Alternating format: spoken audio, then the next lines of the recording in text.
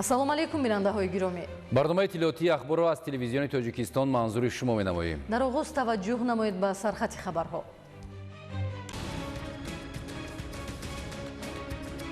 Касса ҳазор лоиҳаи нодир ва занҷираи устувор бо дурнамои рушд. татбиқи босамари ин лоиҳаи минтақавӣ ва натиҷаҳои назарраси он. баргузории форуми сайёҳии наврӯз қадимтарин мероси маданию сайёҳии минтақа дар вилояти Соғ, муаррифии дастовардҳо ва тақвияти ҳамгироӣ. наврӯз иди занони ваҳдатсаро, баррасии масъалаҳои муҳим ва вусъати робитаҳои самаровар дар форуми байналмилалии занон. хизмат ба ватан рисолати ҷавонмардӣ, иҷрои саривақтии нақшаи даъвати баҳори ҷавонон ба хизмати ҳарбӣ дар як қатор шаҳру ноҳияҳои мамлакат. паҳншавии малах ва таъсири манфии он ба соҳаи кишоварзӣ. коркарди химиявии 128 000 гектар бар зидди малах дар шаҳру ноҳияҳои ҷумҳурӣ. истифодаи оқилонаи заминҳои наздиҳавлигӣ омили муҳими фаровонҳосилӣ, парвариши сабзавоти барвақтӣ ва гирифтани ҳосили дилхоҳ аз он. шарҳи ин ва дигар хабару гузоришҳо дар барномаи тилоётии ахбор аз телевизиони тоҷикистон. имрӯз таҳти раёсати раиси маҷлиси намояндагони маҷлиси олии ҷумҳурии тоҷикистон Файзалӣ Идизода ҷаласаи навбатии иҷлосияи якуми маҷлиси намояндагони маҷлиси олии ҷумҳурии тоҷикистон даъвати ҳафтум баргузор гардид. дар иҷлосия созишнома дар бораи таҳкими алоқаи байни ҳамдигарии нақлиёти рӯизаминӣ дар Осиёи марказӣ, лоиҳаи қонуни ҷумҳурии тоҷикистон дар бораи ворид намудани иловаҳо ба кодекси ҷиноятии ҷумҳурии тоҷикистон, лоиҳаи қонуни ҷумҳурии тоҷикистон дар бораи ворид намудани тағйир ба кодекси ҳуқуқвайронкунии маъмурии ҷумҳурии тоҷикистон, лоиҳаи қонуни ҷумҳурии тоҷикистон оид ба ворид намудани тағйир ба қонуни ҷумҳурии тоҷикистон дар бораи дигар пардохтҳои ҳатмӣ ба бюҷет, лоиҳаи қонуни ҷумҳурии тоҷикистон оид ба ворид намудани тағйир ба қонуни ҷумҳурии тоҷикистон дар бораи дигар пардохтҳои ҳатмӣ ба бюҷет, лоиҳаи қонуни ҷумҳурии тоҷикистон дар бораи ворид намудани илова ба кодекси андози ҷумҳурии тоҷикистон, лоиҳаи қонуни ҷумҳурии тоҷикистон дар бораи ворид намудани илова ба кодекси гумруки ҷумҳурии тоҷикистон, лоиҳаи қонуни ҷумҳурии тоҷикистон оид ба ворид намудани тағйирот ба кодекси андози ҷумҳурии тоҷикистон ва лоиҳаи қонуни ҷумҳурии тоҷикистон оид ба ворид намудани тағйир ба кодекси андози ҷумҳурии тоҷикистон мавриди баррасӣ қарор гирифта, аз рӯи ҳамаи масъалаҳои баррасигардида қарорҳои дахлдор қабул карда шуд. идомаи ахбор. Касса ҳазор лоиҳаи нодир ва занҷираи устувор бо дурнамои рушд. лоиҳаи бузург ва камназири минтақавӣ Касса ҳазор Тоҷикистон, Қирғизистон, Афғонистон ва Покистонро бо имконоти фарохи энергетикӣ мерасонад. Ташаббускори асосӣ ва нахустини бунёди хати барқии баландшиддати Касса ҳазор президенти ҷумҳурии Тоҷикистон муҳтарам Эмомалӣ Раҳмон мебошад. аҳамияти лоиҳаи минтақавии Касса ҳазор кӯшишҳои 4 кишвари ҳамоҳангро барои беҳтар кардани дастрасӣ ба нерӯи барқ, ҳамгироӣ ва тавсеяи бозорҳо барои мусоидат ба тиҷорат ва дарёфти роҳҳои ҳалли устувори идоракунии об пурра мекунад. ин аст ки дар заминаи ҳамгироӣ ва ҳампаймонӣ раванди татбиқи ин лоиҳаи минтақавӣ ба натиҷаҳои назаррас ноил гардида бо дастовардҳо ба қайд гирифта мешавад. шарҳи Фахриддини Муҳаммад Юсуф. пул ё худ занҷираи мустаҳками ҳамкориҳо.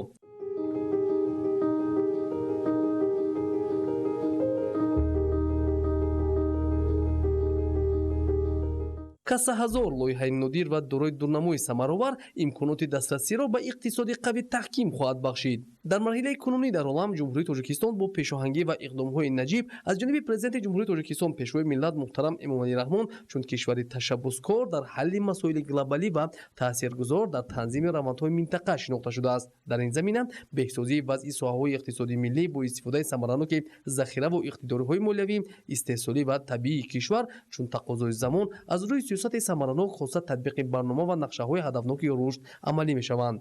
инак ташаббуси навбатии дорои дурнамои нек ва имконоти фарохи иқтисодию тиҷоратӣ ва иҷтимоӣ. طرح غیرعادی کاسا هزار چون زنجیره استوار انرژتیکی زیر پیمانی خاص آسیای مرکزی و آسیای جنوبی را با هدفهای رشد می‌پیوندد. کاسا هزار معنای آسیای مرکزی و آسیای جنوبی دارد. این یک پول، یک دالانی هست که منطقه آسیای مرکزی با منطقه آسیای جنوبی که پیوست میشوند و مناسبت‌های تجارتی، مناسبت‌های همسایگی و دوستی توسط این خط انتقال برق که پورا استفاده می‌یابند. اگر از لحاظ مهمیت گوییم لایحه بی‌نظیر است، لایحه نادر است. چنین لایحه در منطقه نه آسیای مرکزی نه آسیای جنوبی تا این مدت تطبیق نشده بود. یعنی که اگر که نظر به همین ساختار لایحه اگر امروز نظر اندازیم، نه تنها بنیاد اینفراستراکچوری برقی و گرفتن درآمد از جانب شرکت‌های انرژتیکی این یک قسمت لایحه است. قسمت دیگر لایحه این اهمیت اجتماعی و اقتصادی برای محله‌هایی که در همین دالان گزارش خط انتقال برق زندگی میکنند. اینفراستراکچور معاصر، خدمت‌رسانی فروغ اجتماعی و رشد فراگیر با تکیه بر لایحه به‌همتاق خاص سیستم استوار منطقوی انتقال دهنده برق به استعمال کنندگان هم امکانات استوار تجارتی و هم رشد محل و زندگی شایسته را در هر منزل دستیاب می‌گرداند. در این زمینه نشان دهنده‌های روند تطبیق لایحه منطقوی انتقال دهنده نیروی برق کاسا هزار با فعالسازی اینفراستراکچور ضروری به قید گرفته می‌شود. سنه 31 مارس سال 2025 در شرایط تنتنایی با اشتراک سران دولت‌های تاجیکستان و قرقیزستان یکی از قسمت‌های لایحه منطقوی خط انتقال برق کاسا هزار به استفاده داده شد. یعنی که خط انتقال برق آغاز می‌شود از زیرزگاه 500 کیلوولت‌ای داتکا تا زیرزگاه برقی سو با مسافت 480 کیلومتر به استفاده داده شد.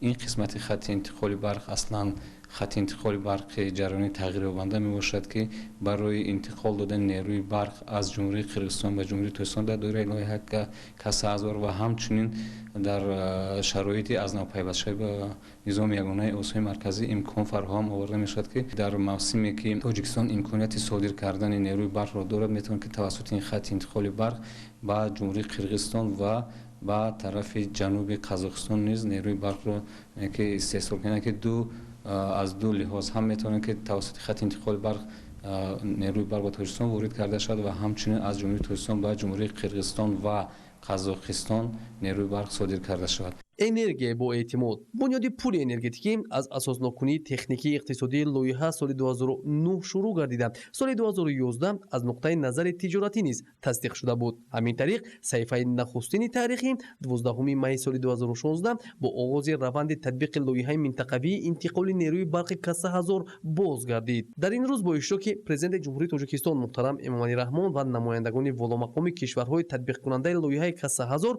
رسما به آغاز کارهای بنیادی اساس گذاشته شد. کاسا هزار اولین طرح مشترک بین منطقوی آسیای مرکزی و آسیای جنوبی بوده. پیوست شبکه‌های برق جمهوری تاجیکستان، قرقیزستان، افغانستان و جمهوری اسلامی پاکستان را در بر میگیرد. این طرح نارسایی نیروی برق را کاهش داده در تشکل بازار انرژتیکی و راه ماندن همکاری‌های تجارتی کشورهای شریک، تأسیس جای‌های نویدکاری با در نظر داشت یک قطار منفعت‌های اقتصادی، اجتماعی و اکولوژی حصه‌گذار خواهد بود. قدم استوار مرحله اول خط بلند شدت 500 کیلوواته انتقال نیروی برق از داتکای قرقیزستان به خوجند تاجیکستان صفتناک عملی گردید و هم ساختمان خط بلند شدت از تاجیکستان به افغانستان و از آن کشور به پاکستان با درازی 750 کیلومتر اینفراستراکچور لایحه‌ای است. لایحه منطقوی کاسا هزار امروز در شرایطی اگر در قسمت تاجیکستان گویم علاقه تمام اینفراستراکچور ضروری پر ساخته شده است و این زمان سنجش‌های تکنیکی در زیرزگاه کنورتوری گذرانده شده است و از لحاظ آماده باشی جمهوری تاجیکستان این زمان انشاءات‌های ما برای استفاده بری که آماده میباشند. در جمهوری پاکستان باشد این زمان ساختمان خط انتقال برق و زیرزگاه در مرحله انجامیابی قرار دارد و در نظر گرفته شده است که تا ماه آگوست سال همین 2025 تمام انشاءات برای استفاده بری آماده کرده می شوند. در جمهوری افغانستان باشد به سال 2021 که کارها با در نظرش منع شدن مبلغ گذاری در افغانستان کارهای ساختمانی منع شده بودند و در бо ташаббусҳои пешрои муаззами миллат соли гузашта аз давлатҳои аъзои лоиҳа даъват ба амал оварда шуд ки дар якҷоягӣ ба бонки умумиҷоҳонӣ муроҷиат карда шавад ки то ба таври истисно қисмати афғонистонии лоиҳа маблағгузориаш оғоз карда шавад ва чунин дар шароити як қатор корбариҳо бо давлатҳои аъзо ва бонки умумиҷоҳонӣ моҳи феврали соли гузашта шӯрои директорони бонки умумиҷоҳонӣ маблағгузории қисмати афғонистонии лоиҳаро ба таври истисно ҳамчун лоиҳаи минтақавӣ эҳё намуданд тавассути гузарондани як қатор чорабиниҳо вобаста ба иҷрои талаботҳои экологию иҷтимоӣ аллакай дар се минтақаи Қундуз, минтақаи Бағлон ва минтақаи Паншер корҳои сохтмонӣ эҳё гарданд ва дар дигар қисматҳо бошад вобаста ба ҷудо намудани қитъаҳои замин корҳо рафта истоданд. Кассаҳазор аз ҷумлаи лоиҳаҳои бузурги минтақавии энергетикӣ мебошад ки бо ташаббуси Тоҷикистон ҳамоҳангиро ба вуҷуд оварда дар раванди татбиқи саривақтии он ҳамдастии амиқ дар баробари таъмини рушди иҷтимоию иқтисодии кишварҳои минтақа бо халқаи мустаҳками энергетикӣ пайваст гардид ки ҳамкориро дар дигар арсаҳои ҳаётан муҳим тақвият мебахшад. Тарҳи Кассаҳазор унсури калидии бозори энергетикии минтақа ва пайвандсози тавлидкунандагону истеъмолкунандагони нерӯи барқ арзёбӣ мешавад. Ин лоиҳа воситаи муосири амаликунонии меъёрҳои нави тиҷоратӣ ва фанновариҳои муосир дар иқтисодиёти давлатҳо маънидод мегардад ки дар раванди татбиқи он шарикони рушд нақши муҳим доранд. ёдрас мешавем ки ҷараёни амалисозии лоиҳа марҳилаҳои хосро шурӯъ аз асоснокунӣ то ба зарфиятҳои иҷрошаванда дар бар гирифта 4 давлатро ба ҳам мепайвандад. Дар ин замина барои сохтмони зиёда аз 1342 километр хатти интиқоли барқи доимӣ ва тағйирёбандаи баландшиддат, бунёди зеристгоҳҳои тавлиддиҳандаи ҷараёни барқ яъне конвертерҳо ва истифодаи таҷҳизоти навтарин чораҳои муассир андешида шуданд. Дар ҳудуди ҷумҳурии Тоҷикистон ва ҷумҳурии Қирғизистон тахминан $50 миллион Иёлоти Муттаҳидаи Амрико ҷалб карда шуд ва инфраструктураи иҷтимоию иқтисодӣ бунёд карда шуд. Тамоми инфраструктураи барқи ҳамон маҳаллое ки дар атрофи хатти интиқоли барқ зиндагӣ мекарданд, ки долони гузариши хатти интиқоли барқ 1.5 километр аз ин тараф, 1.5 километр аз ин тарафи хатти интиқоли барқ, тамоми инфраструктура, мактабҳо, боғчаҳои кӯдакона пурра аз навсозӣ карда шуданд, хаттҳои интиқоли барқ аз навсозӣ карда шуданд ва дар оянда дар ҳар 1 киловаттсоат нерӯи барқе ки дар тавассути хатти интиқоли барқ содир карда мешавад, дар ҳамин киловаттҳо як ҳиссаи муайян барои рушди иқтисодии иҷтимоии маҳаллаҳое ки дар ҳамин долони гузариши хатти интиқоли барқ зиндагӣ мекунанд, барои манфиати маҳаллаҳо пешбинӣ шудааст. Лоиҳа як попрук барои рушди ҳамкориҳо, рушди муносибатҳои ҳамҷаворӣ байни ҳамин давлатҳои Осиёи Марказӣ номидан мумкин аст. Кассаҳазор боз як қадами муҳиму устувор дар таҳкими системаҳои барқи Осиёи Марказӣ ва Осиёи Ҷанубӣ мебошад. Лоиҳа тавассути мусоидат ба даромадҳои содиротии нерӯи барқ барои кишварҳои Осиёи Марказӣ ва коҳиш додани норасоии нерӯи барқ дар кишварҳои Осиёи Ҷанубӣ дурнамои рушди ҳарду минтақаро беҳтар мекунад. Ин тарх унсури калидӣ барои ноил шудан ба рушди устувори иқтисодӣ дар минтақа хоҳад буд. Татбиқи лоиҳаи Кассаҳазор аз гомҳои нахустинест дар раванди амалӣ намудани маҷмӯи тадбирҳо ва мувофиқаҳои муштарак бо мақсади таҳкими робитаҳои коммуникатсионӣ ва инфраструктурӣ миёни кишварҳои минтақаҳои Осиёи Марказӣ ва Осиёи Ҷанубӣ ки минбаъд барои рушду шукуфоӣ ва саодату осудагии мардумони он мусоидат намуда барои иқдомҳои минбаъда дар ин самт замина хоҳад гузошт. ҳамкориҳои судма ва ҳамгироӣ дар заминаи марҳилаи сифатаннави муносибатҳои ҳасана байни Тоҷикистон, Узбекистон ва Қирғизистон. Дар идомаи тантанаҳои идона ба муносибати ҷашни байналмилалии Наврӯз дар вилояти Суғд, форуми сайёҳӣ таҳти унвони Наврӯз қадимтарин мероси маданию сайёҳии минтақа баргузор гардид. Идомаи мавзӯъ дар гузориши Маҳмуд Аҳмадзода ва Дилшод Юсуфӣ. форуми Наврӯз қадимтарин мероси маданию сайёҳии минтақа дар шаҳри Хуҷанди вилояти Суғд бо ширкати намояндагони ҳукумати ҷумҳурии Тоҷикистон, Кумитаи рушди сайёҳӣ, ҳайати намояндагони соҳаи сайёҳии ҷумҳурии Ӯзбекистон ва Қирғизистон сурат гирифта, дар кори он ширкаткунандагон вобаста ба расму оинҳои миллию мардумӣ, таҷлили ҷашни Наврӯз ва имкониятҳои ҷалби сайёҳони хориҷӣ ба кишварҳо, рафтуомади шаҳрвандони ҷумҳурии Тоҷикистон ба ҷумҳурии Ӯзбекистон, Қирғизистон ва аз он кишварҳо ба ҷумҳурии Тоҷикистон, ташкили визаи ягонаи сайёҳӣ, фазои мусоиди гардишгарӣ, дигар як қатор масъалаҳои дахлдор ба соҳа мавриди назар қарор дода шуд. таъкид гардид ки дар ҷумҳурии Тоҷикистон мавзеъҳои зиёди таърихию фарҳангӣ, кӯлу дарё, осоишгоҳҳои истироҳатию табобатӣ мавҷуд аст.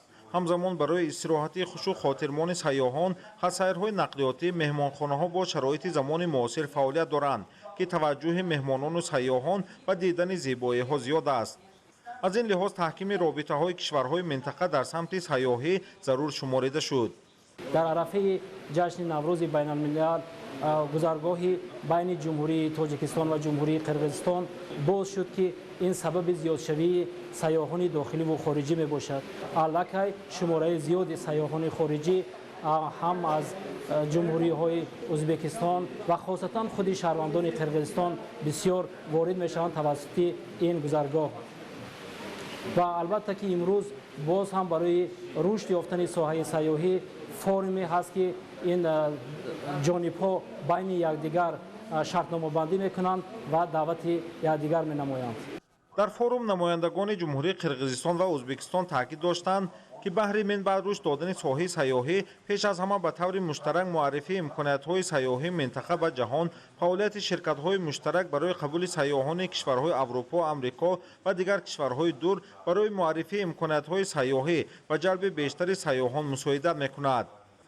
форуми байналмилалии наврӯз қадимтарин мероси маданию сайёҳии минтақа ки дар вилояти суғд бо ширкати намояндагони ҷумҳурии Тоҷикистон, Ӯзбекистон ва Қирғизистон сурат гирифт, масъулин раванди ҳамкориҳо дар самти сайёҳӣ, ҳалли масъалаҳои дар ин самт вуҷуд дошта, баҳри дар оянда тақвият бахшидани ҳамкориҳо тавофуқ намуданд. вусъати ҳамкориҳои гуногун ҷанбаи се давлати ҳамҷавор Тоҷикистон, Қирғизистон ва Ӯзбекистон. Наврӯз иди занони ваҳдатсаро таҳти ҳамин унвон дар шаҳри Хуҷанд форуми байналмилалии занон доир гардид ки дар он муҳимтарин масъалаҳо мавриди таҳлилу баррасӣ қарор гирифтанд. тафсилоти бештар дар гузориши навбатӣ. наврӯз иди занони ваҳдатсаро форуми байналмилалӣ ки дар шаҳри Хуҷанд сурат гирифт, идомабахши робитаҳои дипломатӣ, дӯстию ҳамкории ҷумҳурии Тоҷикистон, Ӯзбекистон ва Қирғизистон буда, имрӯз намояндагони се кишвари дӯсту ҳамсоя ширкат намуданд. форуми мазкур ки бештар ҷанбаи фарҳангӣ, тақвияти робитаҳои тиҷоратию маърифатӣ байни кишварҳоро дорад, баҳри бештар ба роҳ мондани ҳамкориҳо дар самти фарҳанг, корҳои ҳунармандӣ, такмили таҷрибаи якдигар дар саҳни кохи суғдиён аз тарафи намояндагони Кумитаи кор бо занон ва оилӣ назди ҳукумати ҷумҳурии Тоҷикистон дар якҷойгӣ бо масъулини маҳал намоиши фарҳангу ҳунар, расму оинҳои миллию мардумӣ доир карда шуд. намояндагони ҳукумати ҷумҳурии Тоҷикистон меҳмонон аз ҷумҳурии Ӯзбекистон ва Қирғизистонро ба намоишгоҳ маҳсули кори ҳунармандон дар сохтани ашё, пешниҳоди таому анъанаҳои миллӣ шинос намуданд. ва имрӯз заноне ки аз ҷумҳурии Тоҷикистон ва аз ҷумҳурии бародари Ӯзбекистон, заноне ки аз ҷумҳурии Қирғизистон тавонистанд ки дар як фазои озод, осоишта ва асос дар фазои дӯстона, дар фазое ки имрӯз мо дар як мавҷи дӯстӣ бо ҳам ва рафоқат қарор дорем, ин форумро баргузор намоянд. форуми байналмилалӣ дар толори кохи суғдиён идома ёфта, дар он намояндагони ҷумҳурии Тоҷикистон, Ӯзбекистон ва Қирғизистон дар баромади хеш таъкид доштанд ки ҳадафи асосии он фароҳам овардани фазои идона ва таҳкими ваҳдати занон, нақши занон дар ҳифз ва нигоҳдошти анъанаҳои миллӣ ва мубодилаи таҷриба дар самти соҳибкории занон мебошад. дар доираи форуми байналмилалии наврӯз иди занони ваҳдатсаро ширкаткунандагон масъалаҳои суннатҳои муштараки мардуми Осиёи Марказӣ, нақши ҷашни Наврӯз дар таҳкими равобити дӯстонии давлатҳои Осиёи Марказӣ, инчунин саҳми занон дар таҳкими сулҳ ва рушди иқтисоди минтақаро баррасӣ намуданд. Мы делегация из Кыргызстана. Мы очень рады принять такое участие. мо намояндагони ҷумҳурии Қирғизистон дар имрӯза форум иштирок карда таъссуроти нек бардоштем. Доир ба робитаҳои минбаъда пешниҳоди судманд сурат гирифт ва ман фикр мекунам баргузории чунин форумҳо ба манфиати кишварҳои минтақа аст. Biz mana kechadan beri juda ham bir quvonchlik, bir qanaqadir bir atmosferada yashayapmiz. мо намояндагони ҷумҳурии Ӯзбекистон беҳад хушнуд ҳастем ки моро халқи Тоҷикистон бо чеҳраи шод қабул карданд.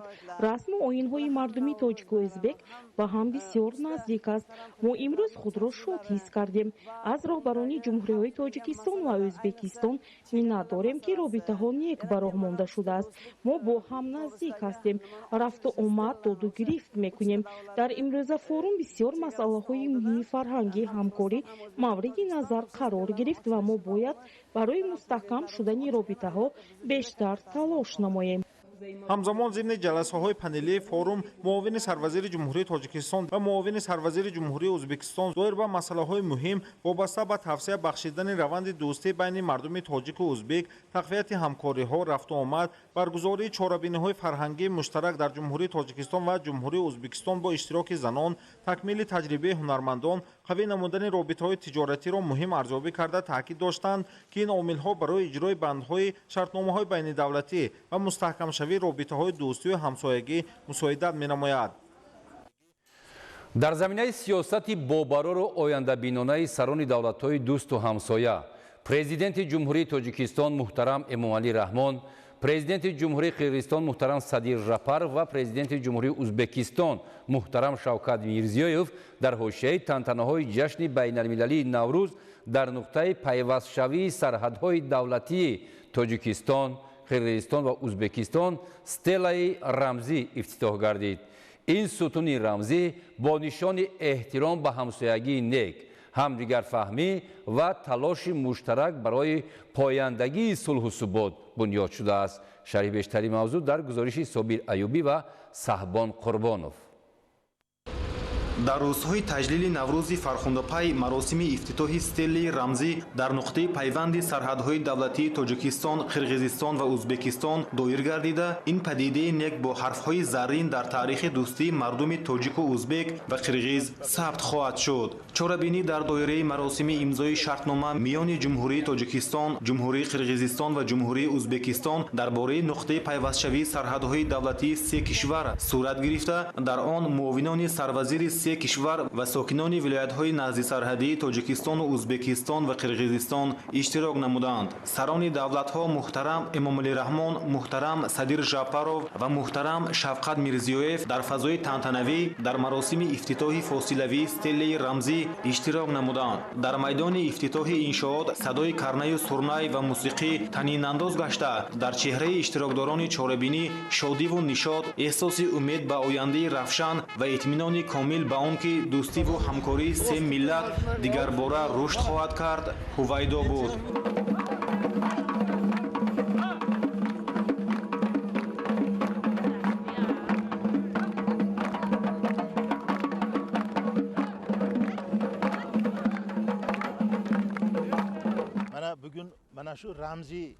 имрӯз албатта кушода шудани ин муҷассама ин рамзи дӯстии се халқ аст, вале гузашта аз он асрҳои аср ин рамз халқҳои моро бо ҳам пайванд нигоҳ хоҳад дошт. нигоҳ кунед, он як пойдевор дорад ки аз он се шоха баромадааст, яъне ӯзбек, тоҷик ва қирғиз. ман фикр мекунам ки ин рӯз дар саҳифаҳои таърихи давлатҳоямон бо ҳарфҳои заррин сабт хоҳад шуд ва ин муҷассама чун рамзи дӯстии се халқ асрҳои аср боқӣ хоҳад монд.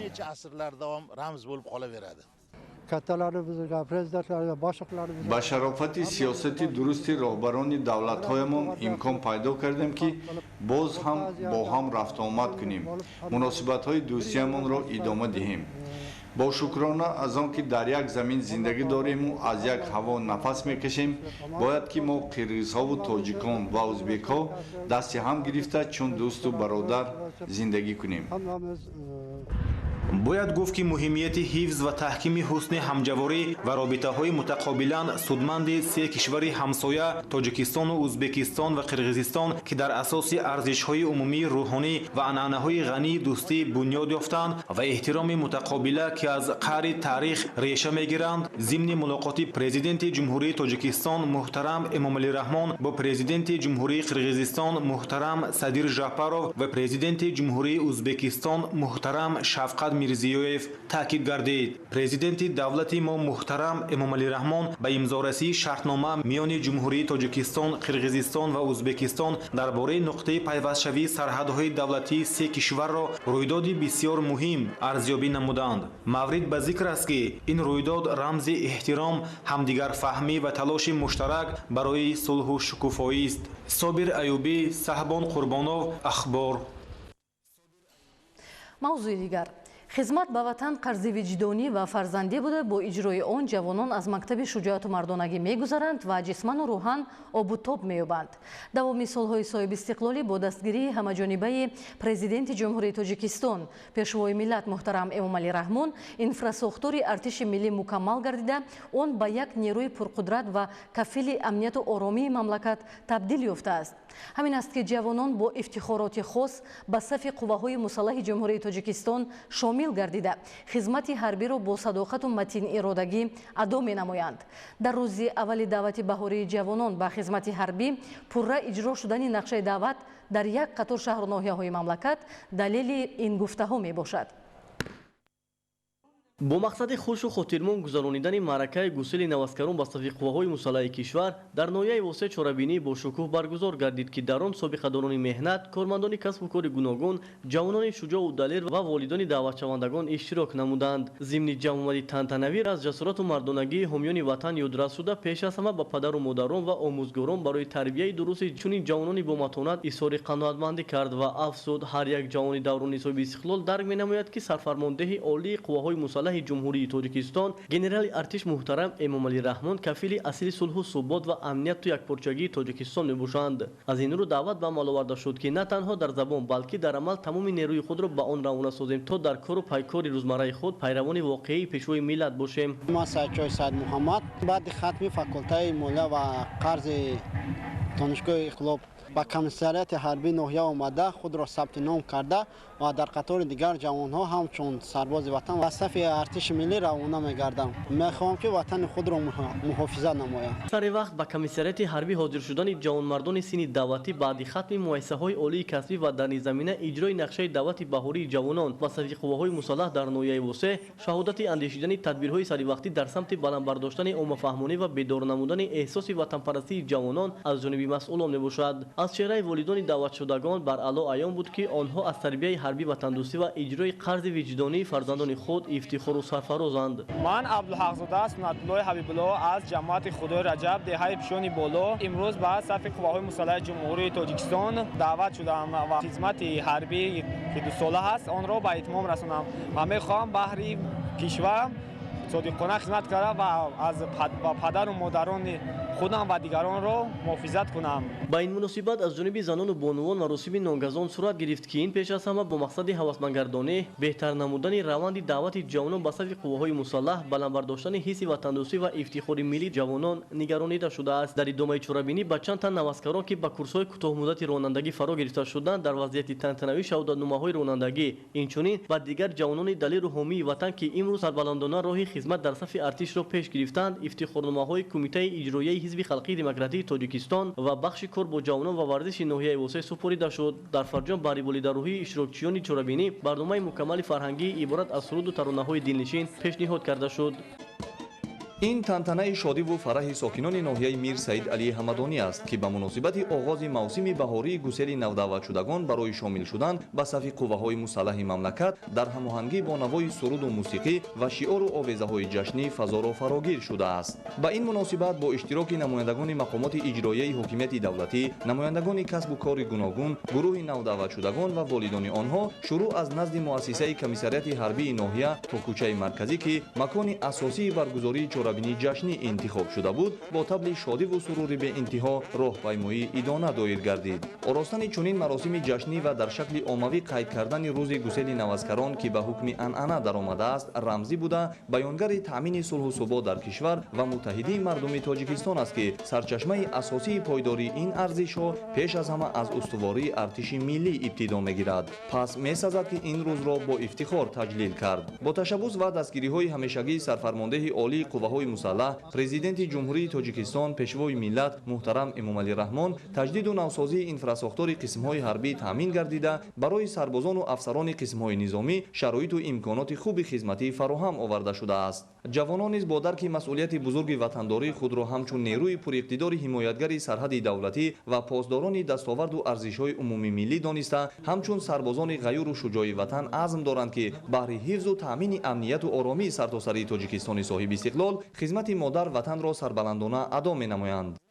من امسال دانشگاه دولتی مالیه و اقتصاد را از روی اختصاصی تکنولوژی اطلاعاتی دارکمی در اقتصادیات با دیپلم اعلا ختم کردم و در پیش خود مقصد گذاشتم که با خدمت حربی روم و این خدمت حربی قرض هر یک ما جوانان نباشد. ما جوانان ناحیه میر سعید علم‌الدینی با یک افتخار با خدمت حربی رفته ایستاده ایم. والدان را ضرور است که چون نسل کلانسال فرزندان را در روحیه وطندوستی و احترام گذاشتن به مقدسات ملی تربیت نموده آنها را برای خدمت در صف قوه‌های مسلح آماده نمایند. همچون رسوم دیرینه در ادامه چهاربینی جشنی آیین نانگزان دایر شد که افاده‌گر تاکید والدان برای صادقانه ادا نمودن قرض شهروندی فرزندان و وعده آنها برای اجرای رسالت حمایتگری و پاس داشتن مسئولیت پرشرف و پس از انجام خدمت حربی با افتخار و روحیه والده برگشتن به عائله را ثابت می‌نماید. در انتهای چهاربینی از جانب هنرمندان ناحیه برنامه جالب فرهنگی پیشنهاد گردید که فضای چهاربینی را باز هم فرح بخش نمود. من раҷабзодаам ҳамрохон раҷабзода сокини ноҳияи ёвони вилояти хатлон чун дигар ҷавонони баору номуси мамлакат бо эҳсоси гарми ватандӯстӣ ва ифтихор аз миллату давлати хеш дар рӯзи аввали даъвати баҳории ҷавонон ба хизмати ҳарбӣ ба сафи қувваҳои мусаллаҳи ҷумҳурии тоҷикистон шомил шуд. ӯ сазовори унвони пуршарафи сарбоз шуданро барои худ мояи ифтихору фараҳмандӣ дониста иҷрои ин рисолати ҷавонмардиро қарзи виҷдониву фарзандӣ назди модарватан меҳисобад. мехоҳам барои ҳимояи ватан ва модари худ ва адо намудани қарзи фарзандиам дар назди ватан ба хизмати ҳарбӣ равам.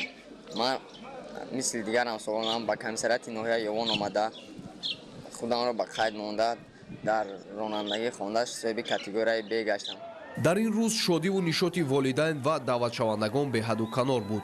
падару модарон бо хушнудӣ фарзандонашонро ба дифои ватан хизмат дар сафи қувваҳои мусаллаҳи ҷумҳурии тоҷикистон гусел намуда барояшон тавонмандӣ, матиниродагӣ ва шуҷоатмандӣ дар адои хизмати ҳарбӣ орзу намуданд. фарзанди азизи хешро ба сафи қувваҳои мусаллаҳи ҷумҳурии тоҷикистон аъзо намуда ва ӯро бо тантана гусел намуда истодаем. имрӯз дар сафи қувваҳои мусаллаҳи ҷумҳурии тоҷикистон шароити хизмат хуб ба роҳ монда шудааст ва аз ҳамаи ҷавонон даъват ба амал меорам ки омада ба сафи қувваҳои мусаллаҳи ҷумҳурии тоҷикистон шомил шуда хизмати ватан модарро адо намоянд. дар рӯзи аввали даъвати баҳории ҷавонон ба сафи қувваҳои мусаллаҳи ҷумҳурии тоҷикистон дар ноҳияи ёвон низ нақшаи даъват ба пуррагӣ иҷро шуд ки бозгӯи боло рафтани эҳсоси хештаншиносии ҷавонон ва маърифати ҳуқуқии шаҳрвандон инчунин натиҷаи пайваста ба роҳ мондани чорабиниҳои маърифатӣ аз ҷониби масъулини мақомоти иҷроияи ҳокимияти давлатии ноҳияи ёвон ва комиссияҳои даъватӣ дар байни ҷомеа мебошад. ба муносибати рӯзи даъватшаванда дар ноҳияи ёвон бо иштироки масъулини ноҳия ва даъватшавандагон роҳпаймоии осоишта ва чорабинии пуршукӯҳи тантанавӣ баргузор гардид. зимни чорабинӣ қайд гардид ки хизмат дар сафи қувваҳои мусаллаҳи мамлакат дар баробари адои қарзи фарзандӣ ҳамчунин барои ҷавонон мактаби шуҷоату ҷавонмардӣ ба ҳисоб меравад. онҳо ҳангоми хизмат дар артиши миллӣ ҷисману рӯҳан обу тоб ёфта ба зиндагӣ ҳамаҷониба омода мешаванд. даъватшавандагоне ки имрӯз аз ноҳияи ёвон ба сафи қувваҳои мусаллаҳи ҷумҳурии тоҷикистон сафарбар карда мешаванд, мо боварӣ дорем ки бо як ҳисси масъулияти баланди шаҳрвандӣ ин қарзи шаҳрвандии худро ки хизмат ба модарватан мебошад сарбаландона адо менамоянд ва ба назди падару модари хеш баргашта барои халқу ватани азизи худ содиқона хизмат менамоянд.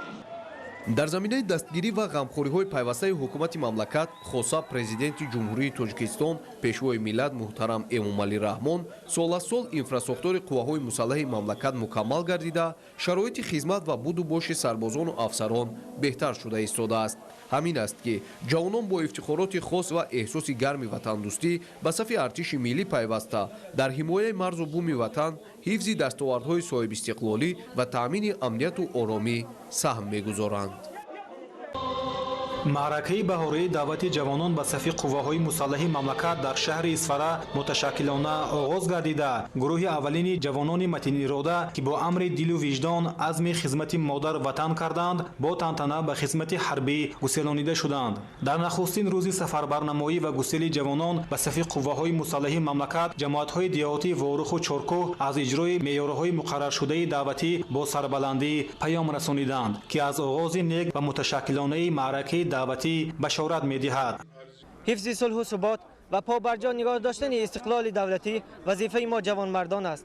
аз ин рӯ мо ҷавонони далеру шуҷои Исфара آماده خدمت به وطن و حمایتگر مرز بوم خویش میباشیم. خدمت به مادر وطن وظیفه مقدس بوده. شرفیاب گشتن به این رسالتی بزرگ بخت جوانمردی، آیین وطنداری، صداقت فرزندی و ننگ و ناموس شهروندی میباشد. ما امروز جوانمردان شهر اسفره با خواهش خود و امر وجدان تصمیم گرفته ایم که با قواهای مسلح جمهوری تاجیکستان شامل شویم و وطن خود را از هر گونه دشمنها محافظت نماییم. من مادر دعوت شونده همراه شهباز جان می باشم. امروز من شاد از آن هستم که فرزند عزیز من به صف قواهای مسلح جمهوری تاجیکستان سفربر شده ایستاده است. امروز جوانان سربلند و با اور و ناموس درک میکنند که حفظ وطن قرض جوانمردی بوده. حمایه مرز و بوم و تامین امنیت و آسودگی مایه افتخار و شرف محسوب مییابد. به صف قواهای مسلح آمدن جوانان پدیده سروربخش بوده. شهادت آن است که جوانان ما بهر حمایه مرز و بوم اجدادی خویش تحکیم و صلح و آسایشتگی و دستگیری سیاست اساسگذار صلح و وحدت ملی پیشوای ملت همطرفه آماده‌اند. برای وطن خود، ملت خود و خلق خود صادقانه مردانوار خدمت میکنند. برنامه رنگین فرهنگی سرشار مهر و محبت وطنداری و برگزاری مراسم‌های ملی از قبیل نامگذان و دعای پیران روزگار دیده و چاره‌بینی حسن تازه ضم نمود. به مناسبت گسیل گروه اولین جوانان وطندوست و شجاعتمند دیار که عزم خدمت حربی کردند در میدان اسماعیل سامانی شهر کنیبادام همایش تنتنوی برگزار گردید. ضمن سخنرانی‌ها برآمدکنندگان با برابر تمنیات نیک به نوسکران خدمت به وطن مادر را رسالت فرزندی و قرض شهروندی ارزیابی نموده از توجه رهبریت مملکت بابت مهیا نمودن شرایط‌های خوب خدمت حربی و زیست سربازان و افسران در صف قواهای مسلح کشور یادآور شدند و از جوانمردان اصیل دیار دعوت نمودند که به وطن صادقانه و صافدلانه خدمت کنند و با سری بلند به نزد والدان خود برگردند.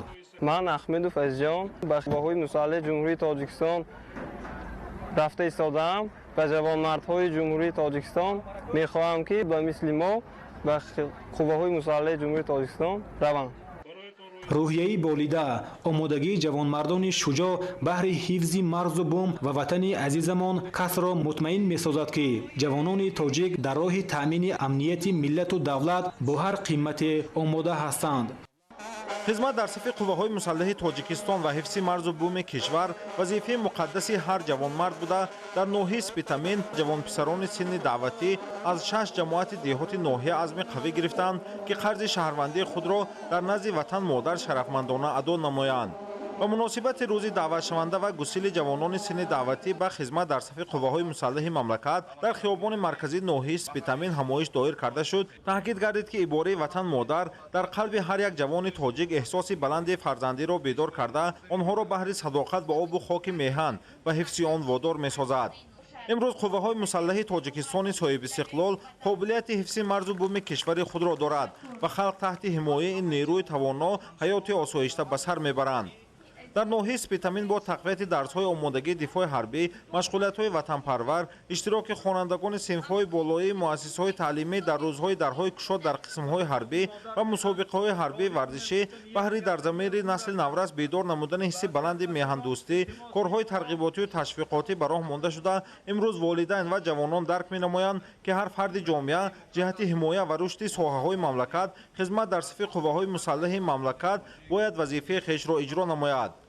افزودن شماره دعوت شوندگان از حساب جوانان با ننگ و ناموس ناحیه افادهگری آن است که نسل جوان از غمخواری و دستگیری‌های سرور دولت الهام تازه گرفته با امر دل و وجدان به صف قواهای مسلح جمهوری تاجیکستان می‌پیوندند. گفته شد که نسل جوان در صف قواهای مسلح کرده مهمترین مکتب آب و تاب حیات را پس سر می‌کند. محض در همین جا جوان پسران درس شجاعت و مردانگی آموخته محافظت کردن خاک پاک وطن را می‌آموزند. در فضای تنتنوی به گروه جوانان که کورس‌های تخصصی تشکیلات مددگار مدافعه را ختم نمودند شهادتنامه تقدیم کرده شد و من بعد در صف قواهای مسلح همچون صاحب تخصص ادای خدمت می‌کنند. خدمت کردن به هر یک شهروند جمهوری تاجیکستان این شرف است. من خیلی خرسند هستم که به قوه‌های مسلح تاجیکستان شامل شدم و سربلندانه خدمت خود را ادا میکنم. امروز در فضای تنتنوی 106 نفر جوانان از ناحیه سپیتامین که قسم بیشتری آنها ختم کنندگان دانشکده کورس‌های آموزشی کسب آموزی هستند و صف قوه‌های مسلح مملکت گسیل کرده شدند. جوانان شجاع دلیر وطن با درک مفهوم‌های صاحب استقلالی، آزادی وطن، مادر، وطن دوستی و حفظ هر ذره خاک پاک مقدس وطن نزد خود مقصد گذاشتند که قرض شهروندی خود را با سربلندی اجرا نمایند. امروز شهر ایسترافشان باستانی به خود فضای ایدانه را کسب نموده است. در اولین روز دعوت شونده به صف‌های ارتش ملی جمهوری تاجیکستان جوانان صاحب اراده و وطندوست و هوشیار و زیرک با حس بلند خویشتن‌شناسی به کمیسریات حربی محل زیست خویش حاضر گردیدند. جوانان با ننگ و ناموس دوران صاحب استقلالی تاجیکستان بهشت‌آسا به خوبی درک نمودند که خدمت در صف قوه‌های مسلح کشور قرض مردانگی و فرزندی هر یک شهروند مملکت به شمار رفته حفظ و حمایت سرحد و امنیت کامل تاجیکستان صاحب استقلال برداشت نسل امروزه و فردای وطن محبوبمان واگذار است. با چنین نیت پاک و احساسات بلند وطندوستی دعوت شونده ها راه سوی میدان نشان دولتی گرفتند. محض در صف ارتش ملی جوان پسران شجاعت و مردانگی آموخته مقدسترین ارزش حیات، دوست داشتن و صادقانه محافظت کردن خاک پاک وطن عزیز را در وجود خویش جا میکنند. به صف قوای مسلح جمهوری تاجیکستان رفته ایستادم که همین مرز بومی وطن عزیزمان تاجیکستان را حمایت کنیم. قید گردید که حکومت جمهوری تاجیکستان جهتی باز هم رشد دادن و فراهم ساختن شرایط سازگار برای سربازان و افسران شجاع وطن پیوسته تدبیرهای مقصدناک اندیشیده ایستاده است که با در نظر داشت تامین شرایط مساعد در جزو تامهای قوای مسلح کشور سال تا سال صف جوانان صاحب متین افزوده ایستاده است. در روز نخستین گسیل دعوت شوندگان به جوانان کورس کوتاه مدت رایگان رانندگی ختم کرده شهادتنامه رانندگی در وضعیت تنتنوی تقدیم کرده شد. در آخر از برنامه رنگین کنسرتی دایر گردیده همچنین به نوازگران دسترخوان ایدانه آراسته شد. دوست داشتن خاک پاک و مقدس وطن، حمایت دستاوردهای استقلالیت دولتی و ارزش‌های والای آن شرایط به عمل آورد که گروه کلان زیاد از 100 نفره جوانان شجاع دلیر ناحیه دیوشتی با امر دل و وجدان راهپیمایی جوانی تشکیل نمودند. زیرا آنها به خوبی درک می‌کنند که در جای خالی سازمان دادن ارتش ملی و دوام 34 سال استقلالیت دولتی جمهوری تاجیکستان به نیروی پرقوت سطح جهانی و دارای تکنیک و تجهیزات معاصر حربی تبدیل یافتن قوه‌های مسلح جمهوری تاجیکستان که توفیل جهد و تلاش و تکاپوی غمخوری‌های پیوسته اساسگزار صلح و وحدت ملی، پیشوای ملت، سرفرمانده عالی قوه‌های مسلح کشور، ژنرال ارتش، پرزیدنت جمهوری تاجیکستان محترم امام علی رحمان روی کار آمده است. امروز جوانان را به دوست داشتن خاک پاک و مقدس وطن، خویشتن‌شناسی و خودآگاهی و صداقت به ملت و پرزیدنت محبوب تلقین می‌سازند. در روز نخستین دعوت شونده به شرف گسیل نوازگران با میل و رغبت جوانمردانه جهت پیوستن به ارتش ملی حاضر گردیده همایش خاطرنشین دایر شد. در این چهاربینی پرمحتوا تاکید گردید که وطنداری یک رکن هستی ملت و نعمت بزرگ و بی‌بها است. از این رو والاترین معیار این رکن‌های ملی رسیدن به قدر وطن، ملت و دولت صاحب استقلال و جا آوردن خدمت وطن مادر و حمایت مرز بوم تاجیکستان میباشد. و جوانان خدمت در ارتش ملی را با حس بلند شهروندی برداشت گرفته شهادتنامه‌های رانندگی درجه اس و تحفه‌های ارزشمند مقامات اجرایی حاکمیت دولتی ناحیه تقدیم کرده شد. برنامه رنگین و پرمحتوای پسند همگان گردید. قوه‌های مسلح مهمترین مکتب آب و تاب حیات و شجاعت و مردانگی به حساب رفته جوانان خودآگاه و خویشتن‌شناس و دلیر و شجاع ناحیه جبار رسولов محافظت کردن مرز و بوم وطن را قرض شهروندی خود می‌دانند. تنتنه نمایندگان کسب و کاری گوناگون جامعه که در مرکز ناحیه به هم آمدند به خاطر گسیل شایسته جوانان خودآگاه و خویشتن‌شناس و وطندوست به صف قوه‌های مسلح جمهوری تاجیکستان میباشد. جوانان همیشه دوستدار وطن و سرزمین بهشت‌آسای خود باشند، هیچگاه زیرکی و هوشیاری سیاسی را از دست ندهند، خودشناس و خودآگاه باشند. زیرا تنها اندیشه سالم دوست داشتن وطن و ملت و هر ذره خاک تاجیکستان جوانان را به منزل مقصود میرساند.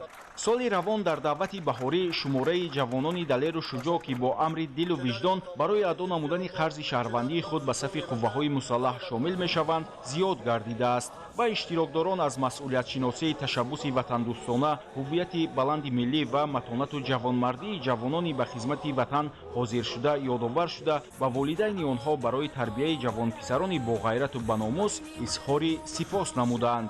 хизмат дар қувваҳои мусаллаҳи ҷумҳурии тоҷикистон шараф аст.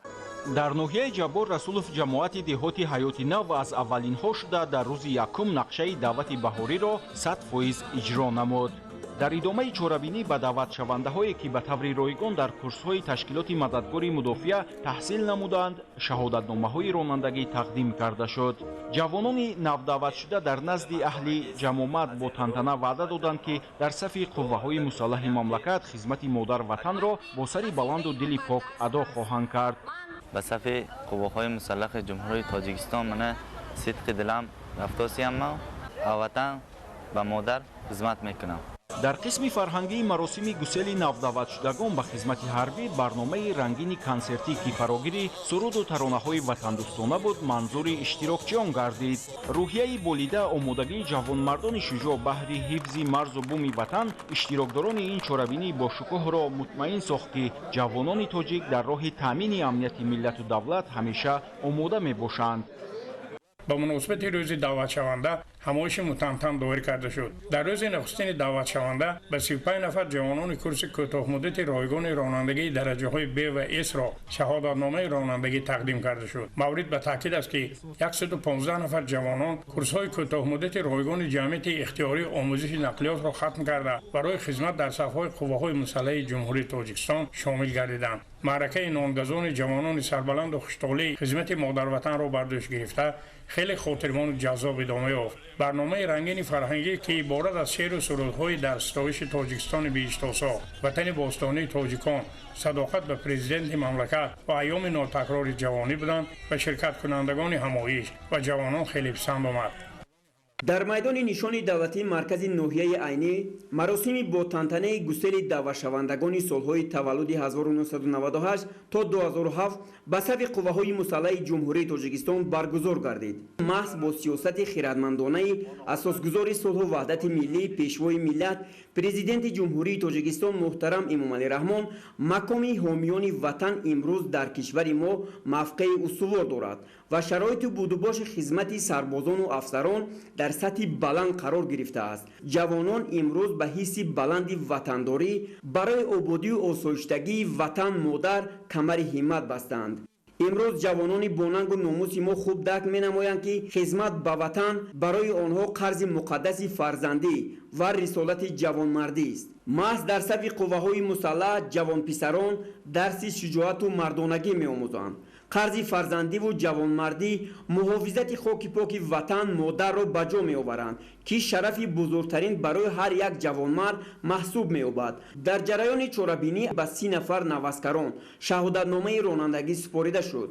модарони навазкарон бо риояи анъанаҳои гузаштагон маросими нонгазонӣ баргузор намуданду ҳамроҳи фарзандони худ шоду хурсандӣ намуданд. дар анҷом кормандони шуъбаи фарҳанги ноҳия бо барномаҳои рангини фарҳангӣ бо шеъру сурудҳои ватандӯстона хотири иштирокчиёнро болида гардонданд. маъракаи сафарбарии ҷавонони навдаъватшуда ба хизмати ҳарбӣ дар шаҳри ҳисор бо роҳпаймоии осоишта аз бинои комиссарияти ҳарбӣ то қасри фарҳанги шаҳр оғоз гардид. сипас дар чорабинии тантанавии баромадкунандагон изҳор доштанд ки дар рӯзи нахустини даъвати баҳорӣ беш аз 200 нафар даъватшудагон бо амри дил барои хизмат намудан ба ватан ҳозир шуданд. аз ин теъдод 175 нафарашон хатмкардаи курси ронандагии ҷамъияти мададгори мудофиа мебошанд ки қабл аз маъракаи сафарбарӣ ба омӯзиш ҷалб гардида буданд. бо дастгириҳои пайвастаи сарфармондаи олии қувваҳои мусаллаҳи ҷумҳурии тоҷикистон президенти мамлакат муҳтарам эмомалӣ раҳмон имрӯз шароити будубоши сарбозон дар қисмҳои низомӣ ва таълиму тадриси навазкарон бо техникаҳои пуриқтидор беҳтар гардида қудрату тавоноии артиши миллӣ дар ҳифзи амнияту истиқлолият ва озодию оромии ватан басо бузург аст. ҷиҳати аз наздик шинос шудани волидон бо шароити будубоши имрӯзаи сарбозон дар қисмҳои низомӣ пайваста аз ҷониби мақомоти маҳаллӣ чорабиниҳо доир карда мешаванд.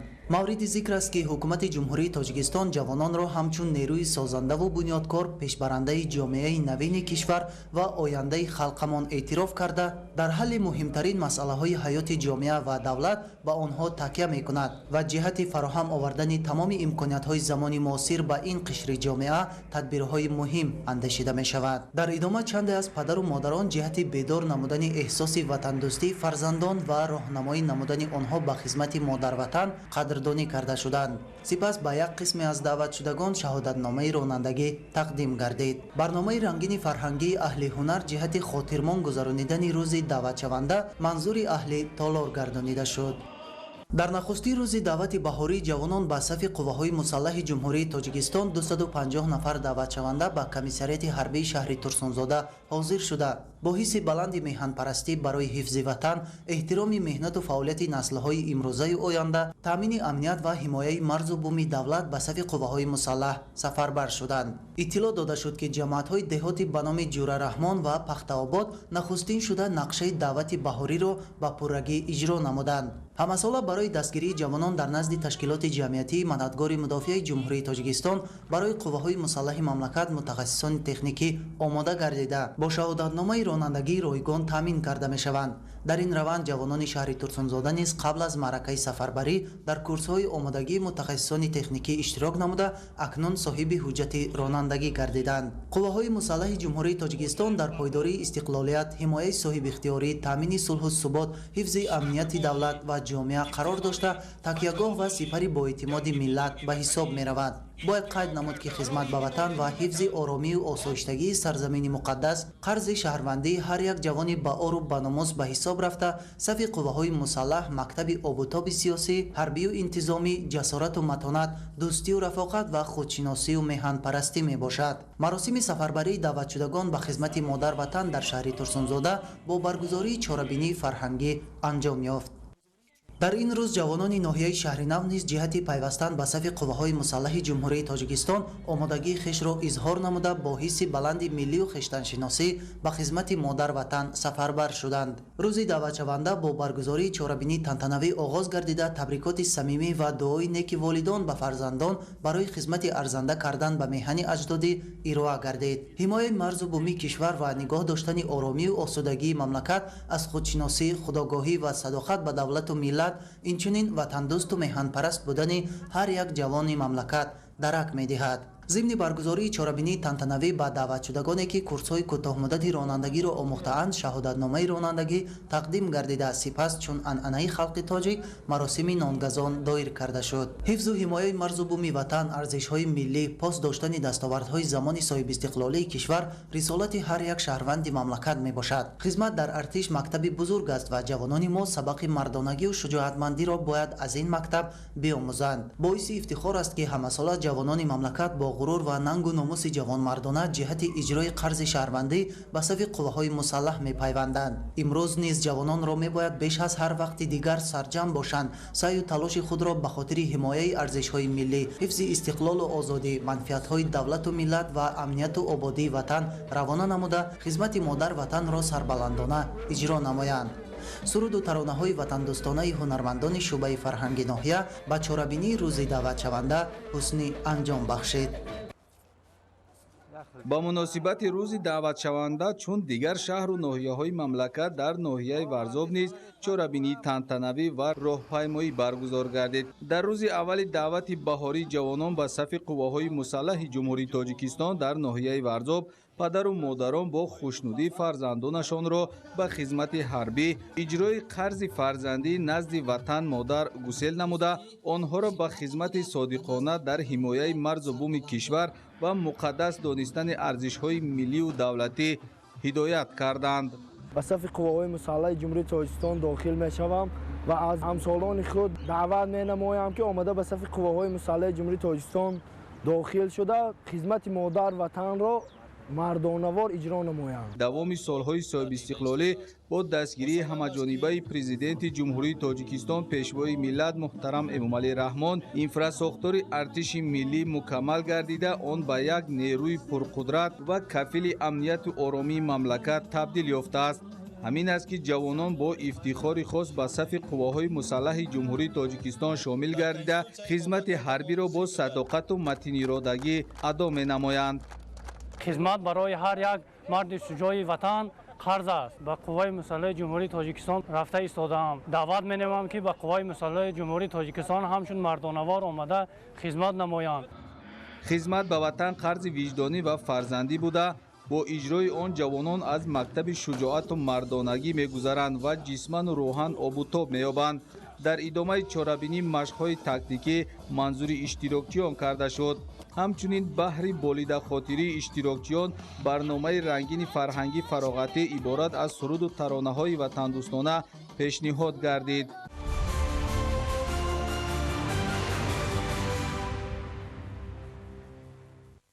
طبق نقشه امسال باید در میدان 128,000 گکتار بر ضد ملخ کارکرد خیمیایی گذرانده شود. امسال پنجشنبه ملخ در ولایت ختلون از آغاز ماه مارس به قید گرفته شد با مقصد پیشگیری از خروج این حشرات ضررآور در جمهوری تدبیرهای ضروری راه اندازی گردیده مسئولین با توصیه متخصصان کار را وسعت میبخشند. نوروزشاه عزیزالله گزارش میدهد. این ملخان از حدود ولایت ختلون ثبت شده است و موافق گفته متخصصان در سین یکم می باشد. حالا تمام امکانیت برای سری وقت نیز کردن ملخ روانه کرده شده است. از 19 مارس تا امروز زیاده از 220 گکتار زمین‌های چراگاه را با ضد ملخ کار کردیم.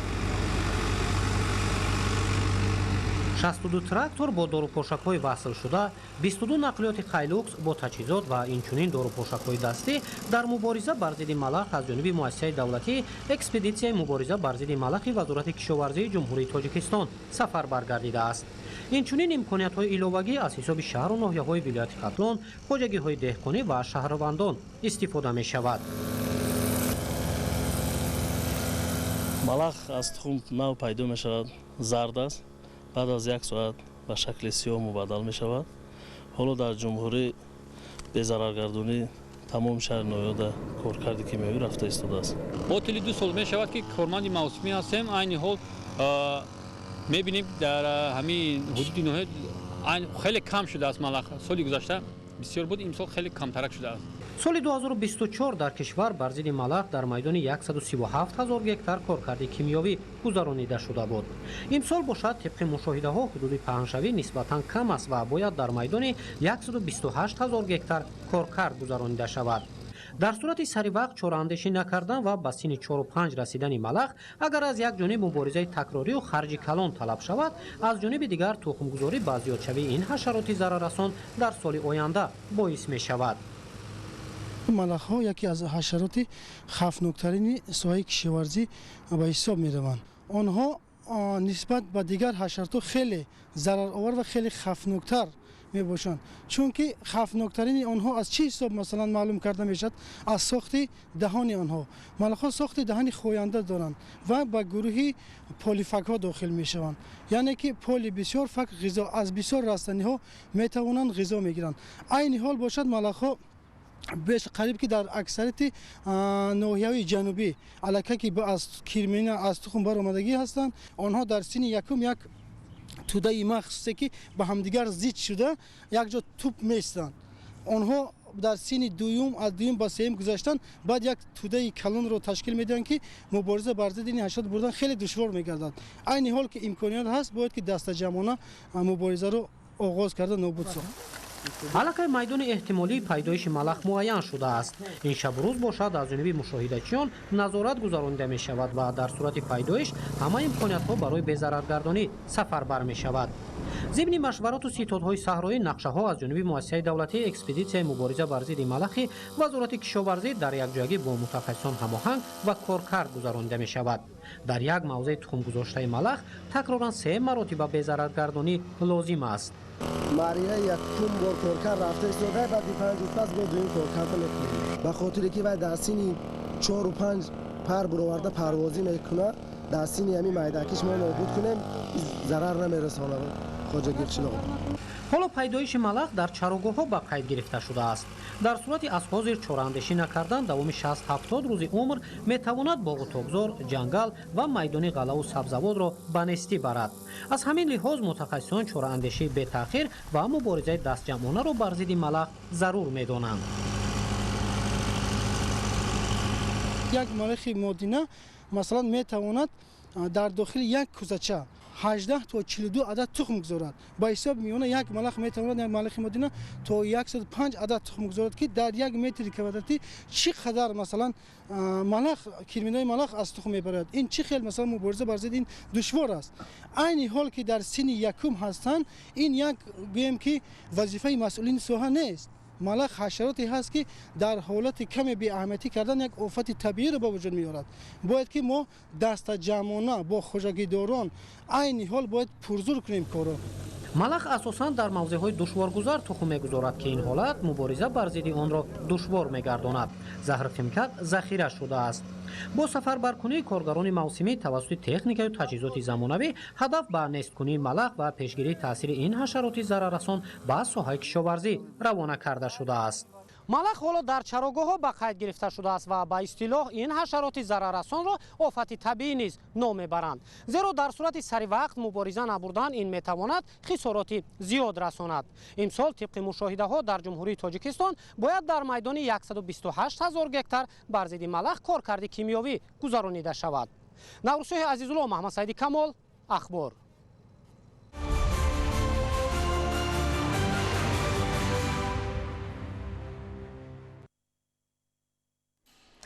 дар ноҳияи ховалинг бахши чорводорӣ дар баробари дигар самтҳои хоҷагидорӣ дар ҳоли рушдёбӣ қарор дошта, натиҷаҳо дар ин самт назаррасанд. ҳамин аст ки дар 3 моҳаи аввали соли 2025 истеҳсоли гӯшт ва шир майл ба болоравӣ дорад. тафсилоти бештар дар гузориши Олим Носирзода.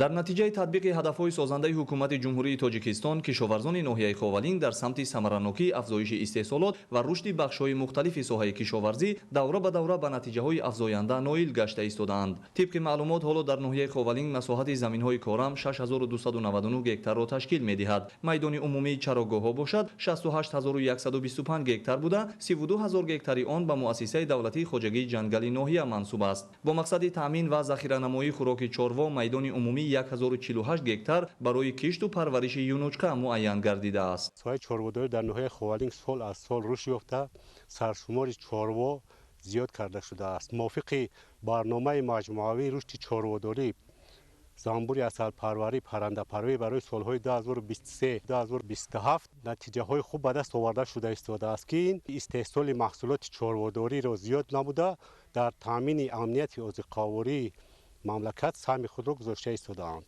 тибқи маълумот аз рӯи ҳамаи шаклҳои хоҷагидорӣ ҳоло саршумори умумии чорвои калон дар ноҳия 31172 сар, чорвои майда 48656 сар, асп 2275 сарро ташкил медиҳад. хоҷагии деҳқонии чорвопарварии Баён дар ноҳияи ховалинг яке аз хоҷагиҳои фаъолу намунавӣ ҳисобида мешавад. Амирхон Баёнов ҳамчун роҳбари хоҷагӣ донишу таҷрибаи андухтаашро дар самти чорвопарварӣ бо фаъолияти самарабахши худ дар амал татбиқ намуда, бо саҳмгузории фарзандон ва аҳли оила саршумори чорво ва истеҳсоли маҳсулоти ширу гӯштро низ то рафт бештар намуда истодаанд. дар хоҷагии мазкур ҳоло 80 сар чорвои калон, 150 сар моли майда ва 30 сар асп мавҷуд мебошад. хоҷагии чорвопарварӣ дорои 124 гектар майдони чарогоҳ мебошад. дар заминаи амалисозии ҳадафи стратегии ҳукумати кишвар ва рушди бахши чорвопарварӣ, хоҷагидорони ноҳия имкониятҳои мавҷударо самаранок истифода намуда, ин бахши муҳиму сердаромадро ки соҳаи афзалиятнок ҳисобида мешавад, ривоҷ дода истодаанд.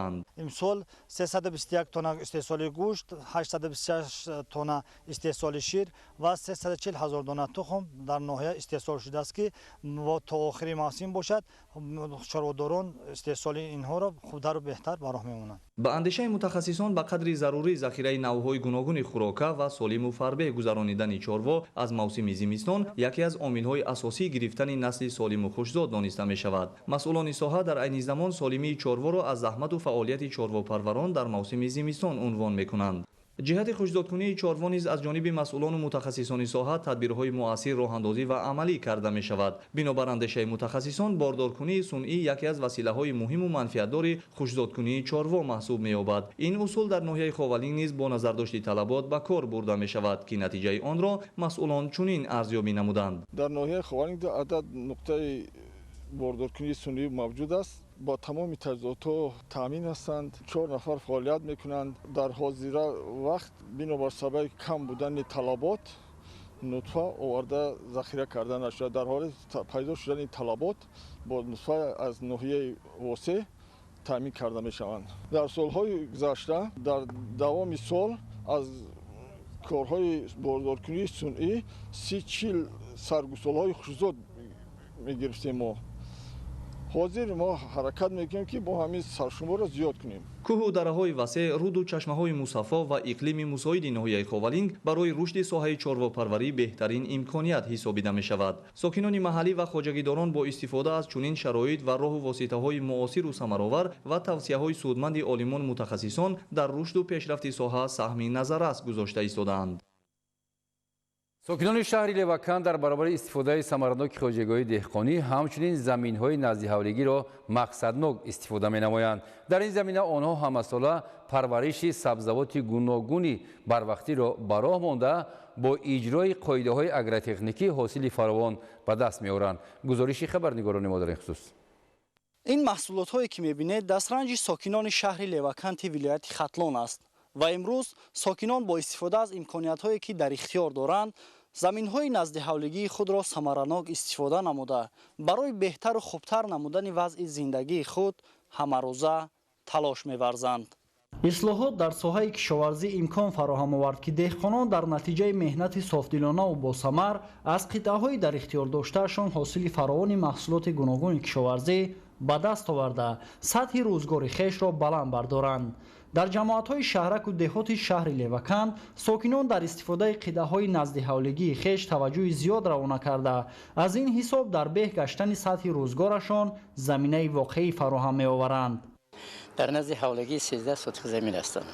من هر سال از همین زمین زیاده از 400-500 کیلو کارتشکا، پامیدور الوهیده، بلگاری الوهیده، خلاصه همه سبزیجات رو از حساب خود همه خانه‌مو بر زندگی خودمون استفاده و هر سال از همین زمین خودمون همیشه ما حرکت میکنیم که خواجگی خود را نه اینکه از بازار از خود خانه دهقانی خودمون استفاده میبریم. ساکنان مهنت‌دوستی حدود شهر همساله از این قیده‌های زمینی در اختیار داشتهشان حاصل فراوان محصولات گوناگون کشاورزی را به دست می‌آورند. با استفاده از تجربه چندین ساله کار خواجگیداران در نزد حولی‌های خش گرمخانه بنیاد کردند که به خاطر گرفتن حاصل در همه فصل‌های سال نگرانیده شده است. طور مشاهده گردید امروز همه ساکنان این منطقه نقطه مهم را به خوبی درک کرده قیده‌های در اختیار داشتهشان را پرمحصول استفاده می‌برند. عین زمان از زمین‌های نزد حولیگی ساکنان پامیدور، بادرین، قلمفور شیرین و تیز،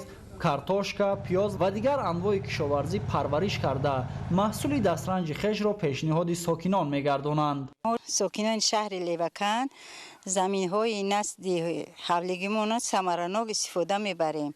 عین حال ما در زمین‌های نزد حولیگی قلفینای، کارتوشکا و سرپیاز کیش کرده ایم که خیلی این برای بهتر و خوبتر نمودن زندگی ما میباشه. مدنیت استفاده درست زمین قریب که در همه ساکنان جماعت‌های دهات شهر مشاهده گردیده تمام نمود زراعت و سبزیجات کشاورزی به طور خاصه کشت کرده شده نشأونمای خوب گرفتند. بهر مهنت پرثمر و نقشگذاری ساکنان شهر لیوکان از جانب مقامات محلی دستگیری‌ها در سمت تامین آب فلزی و دسترسی با تخم‌های خوش‌صفت و سرحاصل دلخواه محصولات ظاهر می‌گردد که به چنین نتیجه‌های نظررس مهنتی نائل گردیدند. خواجگیداران شهر لیوکان پای عملی نمودن دستور و هدایت‌های منفعت بخش حکومت مملکت اهلانه مهنت کرده به این وسیله در تامین امنیت عضوخواری ساکنان سهم مناسب می‌گذارند. ثمراناک استفاده بردن زمین‌های نزد حولیگی و از یک قطعه رویانیدن 2 یا 3 حاصل در دهقانان شهر لیوکان دیده می‌شود. این هم البته از مسئولیت بلند دهقانان شهر شهادت می‌دهد.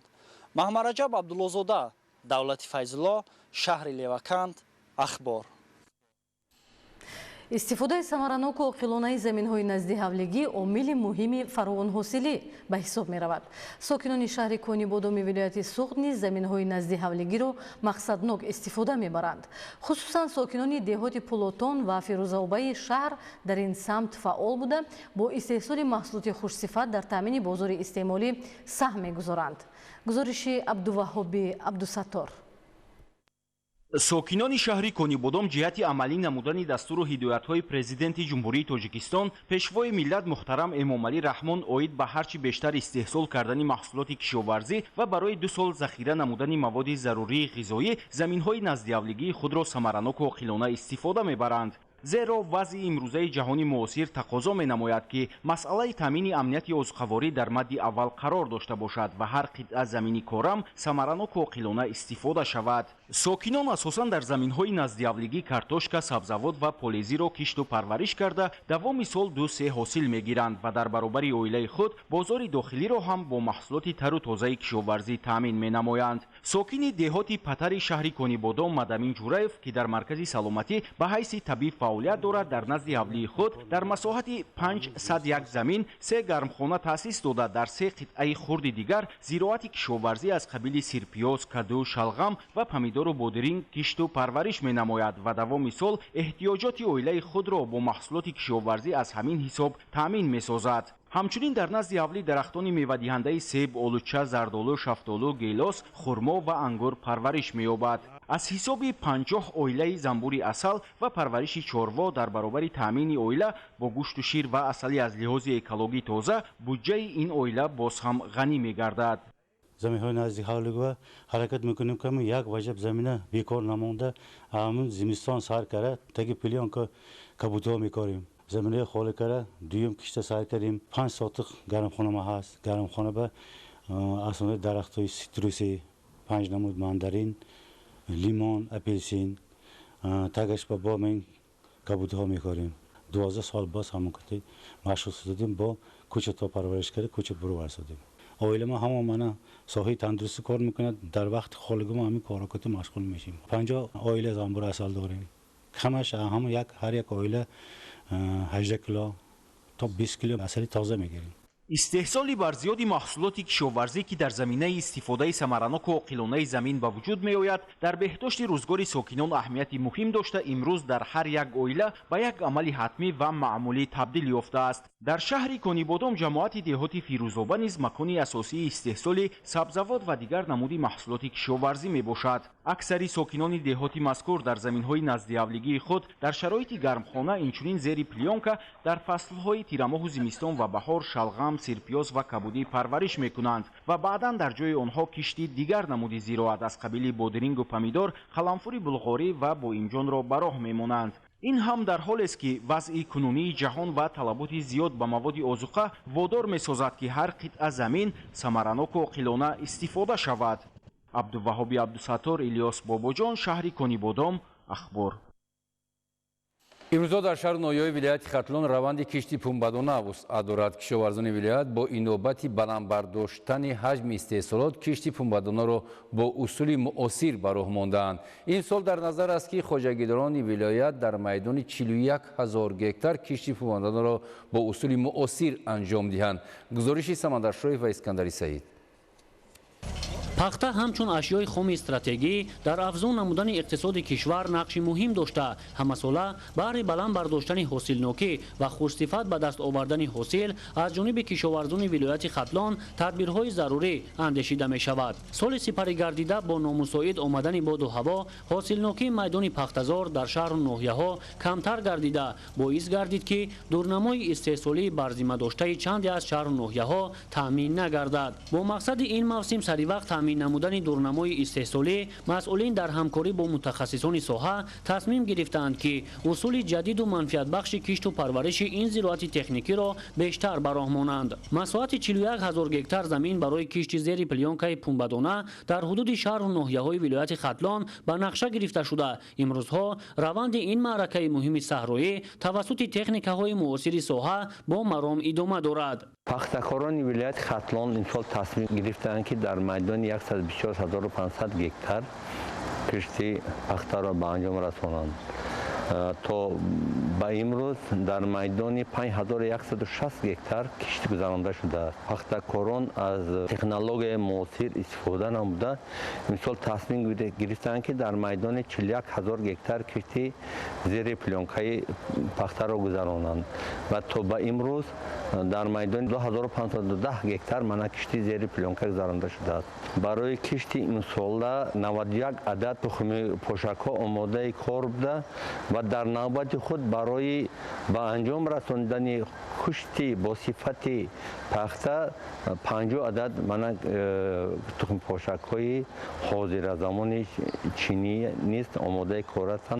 مورد ذکر است که قبلا بیشتر این اصول کشت پونبادانه در ناحیه‌های دوستی، دنغره و یاون ولایت ختلان گذرانیده میشد. همکنون در ناحیه‌های جیهون، کوشانیان، شهر توس، عبدالرحمن جامی و دیگر شهر و ناحیه‌ها این تدبیر جاری کرده شده است. اصول کشتی زیر پلانکا منفعتش از آن عبارت است که خراجات یکم شکلی پاکم کمتر می شود. دویمی که مقدار نهال های پخته قریب 1 مرتبه افزایش می یابد و در نوبت خود از نامساعد باد هوا من بارشاتی که می شود امین نگاه داشته می شود. در مجموع پختکاران ولایت ختلان این موسم نقشه دارند که در میدان 124500 گکتار زمین کشت پونبادانه گذرانند. برای انجام این تدبیر مکانیزاتوران قبلا آمادگی همه‌جانبه دیده تکنیک‌های شودگار و کشت کننده و تخم پوشک‌ها را آماده نمودند که امروز در صحرا مشغول کارند. سمندر شایو اسکندر سعید، ولایت ختلان، اخبار.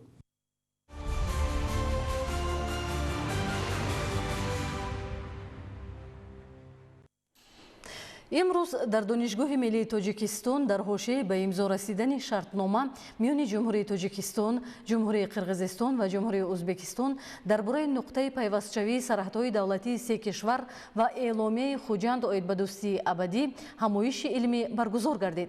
در این خصوص ظفر قیومزاده گزارش می‌دهد. در دانشگاه ملی تاجیکستان با استقبال از امضای شرطنامه میان جمهوری تاجیکستان، جمهوری قرغیزستان و جمهوری ازبکستان درباره نقطه پیوستشوی سرحدهای دولتی سه کشور و اعلامیه خوجند اوید به دوستی ابدی همایش دایر شد. اشتراکداران دایر به پهلوهای مختلف تشبس‌های تاریخی پرزیدنت جمهوری تاجیکستان پیشوای ملت محترم امامعلی رحمان در عرفه جشن نوروز بین‌المللی اندیشه‌رانی نمودند. گفته شد که اقدامات پیشوای ملت در عرفه نوروز یکی از سنت‌های نوروزی بوده، نه تنها دارای اهمیت سیاسی و اجتماعی و فرهنگی بودند، بلکه رمز صلح، وحدت، انساندوستی و پیشرفت تاجیکستان و منطقه به حساب می‌روند. همگی تنتنه صلح و دوستی بود، همگی تنتنه موفقیت دیپلماتیایی آسیای مرکزی بود که نتیجه آن را در مثال همکاری‌های گسترده بین دولت‌های آسیای مرکزی در مجموع و سه کشوری که در واخوری سرانشون اشتراک کردند ما مشاهده میکنیم. این واخوری با تشبوس پیشوای معظم ملت برگزار گردید و چگونه که ما شاهد هستیم قبلا هم سروری دولت از منبر بلند سازمان ملل متحد 10 ساله بین المللی صلح برای نسل‌های آینده اعلان کردند و این یک نظریه، یک کانسپسیایی هست که در شرایط معاصر برای حل مصالحت‌آمیز نزاع‌ها و مناقشه‌ها پیش بینی شده است و این عملکرد که سروری دولت در طول چند ماه اخیر انجام دادن به خاطر تقویت دادن همسایگی نیک، به خاطر تقویت دادن همکاری‌های گسترده بین کشورها، این عملیه همین استراتژی سروری دولت میباشد که بار دیگر واقعا هم اثبات کردند که استراتژی صلح‌آفری و دیپلماتیای مصالحت‌آمیز در حل مناقشه‌ها و حل پروبلم‌های بین دولتی نتیجه می‌دهد، ثمره می‌دهد و ثمره آن رشد و انکشاف است، ثبات است، امنیت است. در ادامه دایر به اهمیت تاریخی شرطنامه میان جمهوری تاجیکستان، جمهوری قرغیزستان و جمهوری ازبکستان درباره نقطه پیوستشوی سرحدهای دولتی سه کشور و اعلامیه خوجند اوید به دوستی ابدی در تامین صلح و ثبات و رشد همکاری‌های منطقوی معروضه‌ها در موضوع мавзӯи эъломияи дӯстии абадӣ, саҳифаи нав дар ҳамкориҳои минтақавӣ, рушди ҳамкориҳои иқтисодӣ байни ҷумҳурии Тоҷикистон ва ҷумҳуриҳои Қирғизистону Узбекистон ва шаҳрномаи байналмилалӣ заминаи асосии ҳуқуқӣ барои густариши муносибатҳои байналмилалӣ пешниҳод шуд. аз рӯҳияи шаҳрвандони ҷумҳурии Тоҷикистон, шаҳрвандони ҷумҳурии Узбекистон ва ҷумҳурии Қирғизистон мушоҳида карда метавонем, ки мардум хеле болидарӯҳ ҳастанд. аз ҳамин иқдомҳое ки сарварони давлат рӯи кор оварданд, бахусус аз ҳамин ташаббусҳое ки пешвои муаззами миллат бо такя ба стратегияи сулҳофарӣ ва бо такя ба дипломатияи мусолиҳатомези ҳамкориҳои байндавлатӣ хеле болидарӯҳ ҳастанд ва мо бо боварии комил гуфта метавонем, ки воқеан ҳам дар замони муосир, дар шароити имрӯза, ки таҳдиду хатарҳои зиёд дар минтақаҳои гуногун, нооромиҳои зиёдро ба вуҷуд овардаанд, танҳо ва танҳо ҳамин ҳамкориҳои мусолиҳатомез такя намудан ба сулҳу дӯстӣ ва ба роҳ мондани ҳамкориҳои тарафайн судманд метавонанд, ки ба манфиати халқу миллатҳо бошад, ба манфиати рушди давлатдории онҳо бошад. шаҳрнома миёни ҷумҳурии Тоҷикистон ва ҷумҳурии Узбекистон дар бораи нуқтаи пайвастшавии сарҳади давлатии се кишвар ва эъломияи Хуҷанд оид ба дӯстии абадӣ шароити мусоидро баҳри рушди ҳамкориҳои мимадда фароҳам меорад. Он як марҳилаи нав дар равандҳои таърихии ҳамкориҳои минтақавӣ ба ҳисоб меравад. эъломияи дӯстии се давлат Тоҷикистон, Қирғизистон ва Узбекистон падидаи нек буда ба рушди тиҷорату сармоягузорӣ мусоидат менамояд. кормандони мутахассисони ҷамъияти саҳомии кушодаи шабакаҳои интиқоли барқ ва филиали он дар шаҳри Душанбе барои дар ҳолати хуби корӣ нигоҳ доштани хатҳои интиқоли барқи баландшиддат ва зеристгоҳҳои пуриқтидор масъулияти баланд доранд. дар идомаи корҳои таъмиру навсозӣ ва беҳтару хубтар гардонидани хизматрасонӣ ба муштариён дар зеристгоҳи барқии Ваҳдат 110/10 таҷҳизоти нав насб гардид. идомаи мавзӯъ дар гузориши навбатӣ. бо мақсади беҳтар намудани сатҳу сифати хизматрасонӣ ба муштариёни қувваи барқ аз тарафи ҷамъияти саҳомии кушодаи шабакаҳои интиқоли барқ ва филиали он дар шаҳри Душанбе пайваста чораву тадбирҳои зарурӣ андешида шуда зеристгоҳҳои барқӣ дар тавозуни ҷамъият мавҷуд буда дар ҳолати хуби корӣ нигоҳ дошта мешаванд. дар ҳамин замина дар зеристгоҳи барқии Ваҳдат 110/6 киловолт ки дар ноҳияи Исмоили Сомонии шаҳри Душанбе воқеъ аст, як қатор корҳои назаррас анҷом дода шуд. аз ин зеристгоҳ тавассути хатти интиқоли барқи кабелии 110 киловолта ба зеристгоҳи барқии Парламент барқ интиқол дода мешавад. корҳои васлу насби ҷудокунакҳо дар ин зеристгоҳ аз тарафи мутахассисони баландихтисоси филиали ҷамъияти саҳомии кушодаи шабакаҳои интиқоли барқ дар шаҳри Душанбе бо сифати баланд анҷом дода шудааст. баҳри таъмини мунтазам ва бемаъмунияти қувваи барқ ҳамчунин дар доираи корҳои анҷомёфта дастгоҳи худкори захиравӣ насб карда шудааст, ки дар ҳолати зарурӣ фавран фаъол мегардад. дар доираи амалигардии барномаи маблағгузории иқтисоди сабз дар вилояти Хатлон қитъаҳои намоишии иқтисоди сабз ифтитоҳ гардида, онҳоро мутахассисон дар соҳаи энергетика ва кишоварзӣ таҷрибаи пешқадам ва натиҷаовар муаррифӣ карданд. идомаи мавзӯъ дар гузориши ҳамкоронамон. бо ҷонибдорӣ аз сиёсати роҳбарияти олии ҷумҳурии Тоҷикистон вобаста ба масоили обу иқлим ва рушди устувор дар вилояти Хатлон ду қитъаи намоишӣ ки ба самтҳои энергетика ва кишоварзӣ мансуб мебошанд ифтитоҳ гардида, зимни муаррифии онҳо иттилоъ дода шуд, ки лоиҳаҳои мазкур дар доираи барномаи маблағгузории иқтисоди сабз ГЕФ-2 дар Тоҷикистон амалӣ гардида, аз ҷониби Бонки Аврупоӣ таҷдид ва рушд бо дастгирии донорҳо аз Кореяи Ҷанубӣ, Австрия ва Хазинаи иқлими сабз амалӣ мегарданд. барномаи ГЕФ-2 Тоҷикистон дар кишвар ба иқтисоди сабз нақши муҳим дошта барои рушди сармоягузорӣ ба технологияҳои сабз дар бахшҳои кишоварзӣ, манзилӣ ва тиҷоратӣ маблағгузорӣ менамояд, ки он тавассути муассисаҳои молиявии шарик аз ҷумла Бонки Арванд, Бонки сармоягузорӣ ва қарзии Тоҷикистон, ташкилотҳои амонатии қарзии хурди Имон Интернешнл ва Ҳумо дастрас мешаванд. яке аз лоиҳаҳои асосӣ системаи ҳибридии барқи офтобӣ дар филиали ташкилоти амонатии қарзии хурди Ҳумо дар шаҳри Бохтар мебошад, ки он намунаи равшани технологияи муосир барои коҳиши хароҷоти нерӯи барқ, баланд бардоштани энергиясамаранокӣ ва таъмини барқ дар манотиқи дурдаст муҳим арзёбӣ карда шуд. Это экономически выгодно. окупаемость достаточно срочная или очень быстрая. И мы беречем еще окружающей среды. Как и мы это видим в МДХУМО, это отлично работает. Все остальные свечки сожигают, у них светит свет внутри этой линии. Это просто замечательно. قطعه دوم اینواسیونی نمایشی در شکل گرمخانه که در دهه 8 مارت ناحیه وخش واقع در خواجگی دهقانی تنزیله که مزاج بانک اروند میباشد بنیاد گردیده است، همچون اولین میدان برای نمایش حل‌های بلندثمر از جهت تکنولوژی پیشقدم و اکولوژی تازه در ساحه کشاورزی ارزیابی گردید. گرمخانه مذکور با اصول آبیاری قطرگی مصرف آب را 50 تا 70% کم نموده حاصلناکی را زیاد می‌نماید. پانل‌های آفتابی انرژی ثمرناک تامینات مستقل نیروی برق را تامین می‌کند. سیستم‌های استحصال بیوگاز پرتوهای ارگانیکی را به منبع‌های ارزشمند انرژتیکی تبدیل می‌دهد و کشاورزی عمودی استحصال محصولات را در میدان‌های محدود زیاد می‌نماید. در همکاری با برنامه گف و بانک اروند یک گرمخانه زمانوی ساختیم که در این گرمخانه تمام سال محصولات کشاورزی پرورش نمودن ممکن است. ما در یک قسم گرمخانه با پرتوهای بیولوژی گاز طبیعی استحصال نمودیم که اویله ما را پورا با گاز طبیعی تامین میکند. متخصصان ابراز نمودند که این گونه تکنولوژی‌های سبز می‌تواند ثمرناکی خواجگی‌های کشاورزی را بلند برداشته، تاثیر اکولوژی را کاهش دهد و درآمد دهقانان محلی را افزایش دهد. گفته شد که قطعه‌های نمایشی افتتاح گردیده همچون جزء تشبث بزرگ بانک اروپایی تجدید و رشد برای جاری نمودن تکنولوژی‌های اینواسیونی در تاجیکستان عمل می‌کنند. امروز در شهر دوشنبه فستیوال جمهوریوی هفته کتاب کودکان و نورسان تاجیکستان آغاز گردید. ضمن برگزاری فستیوال نمایش کتاب‌های تازه نشر ادیبان بچگانه، محفل شعر و سرود و نمایش هنرهای مردمی برگزار گردید. از جریان فستیوال مذکور زهیر نصرالله‌زاده گزارش می‌دهد. ҳамасола дар ҷумҳурӣ аз 2 то 9 апрел фестивали ҷумҳуриявӣ ҳафтаи китоби кӯдакону наврасони тоҷикистон ва намоиши китобҳо таҳти унвони китоб шамъи дили инсон баргузор карда мешавад ки диққати ҳазорон хонандаро ба китобхона ҷалб менамояд.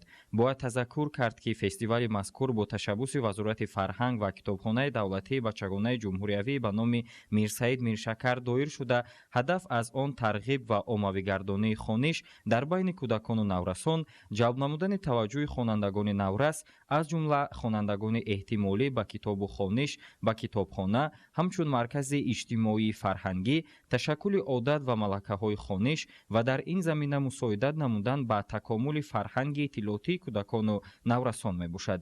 дар оғози фестивал намоиши китобҳои тозанашри адибони бачагона доир гардида, саҳни китобхона бо ҳунарнамоии навозандагону сиркбозони моҳир фазои идонаро соҳиб гашт. вазифаҳои фестивал таъмин намудани иштироки фаъолонаи кӯдакон дар баргузории чорабиниҳои гуногуни фарҳангӣ, рушди ҷаҳонбинӣ ва бедорсозии шавқу рағбати онҳо ба донишомӯзӣ, дастовардҳои илмӣ техникӣ, технологияи муосир, бунёдкориву созандагӣ ва тарбияи хислатҳои беҳтарини инсонӣ ба шумор меравад.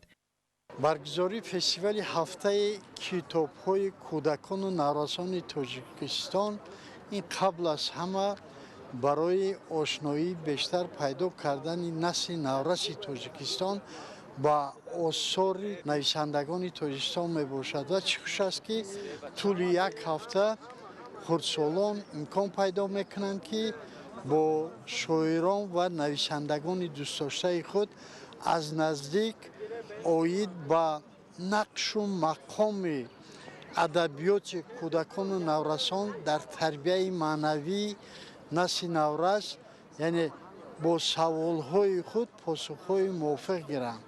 чунки таи як ҳафта дар тамоми китобхонаҳои мамлакат ба ифтихори баргузории фестивали ҳафтаи китобҳои кӯдакону наврасони тоҷикистон чорабиниҳои муҳим аз қабили баргузории намоишҳои китобӣ, ташкил ва гузаронидани конференсияҳо, вохӯриҳо, қабл аз ҳама бо адибони яъне сатҳи ҷумҳуриявӣ ва албатта адибони маҳалҳо, яъне адибоне ки дар ноҳияву шаҳрҳо ва вилоятҳои тоҷикистон яъне асарҳо эҷод карданд, кӯдакони хурдсол метавонанд бевосита ба ашъори тозанашри адибони худ ошноӣ пайдо кунанд. дар ҷараёни фестивал як қатор чорабиниҳо ба нақша гирифта шудааст. аз он ҷумла тариқи вохӯриҳо бо шоирону нависандагон ва адибону олимон,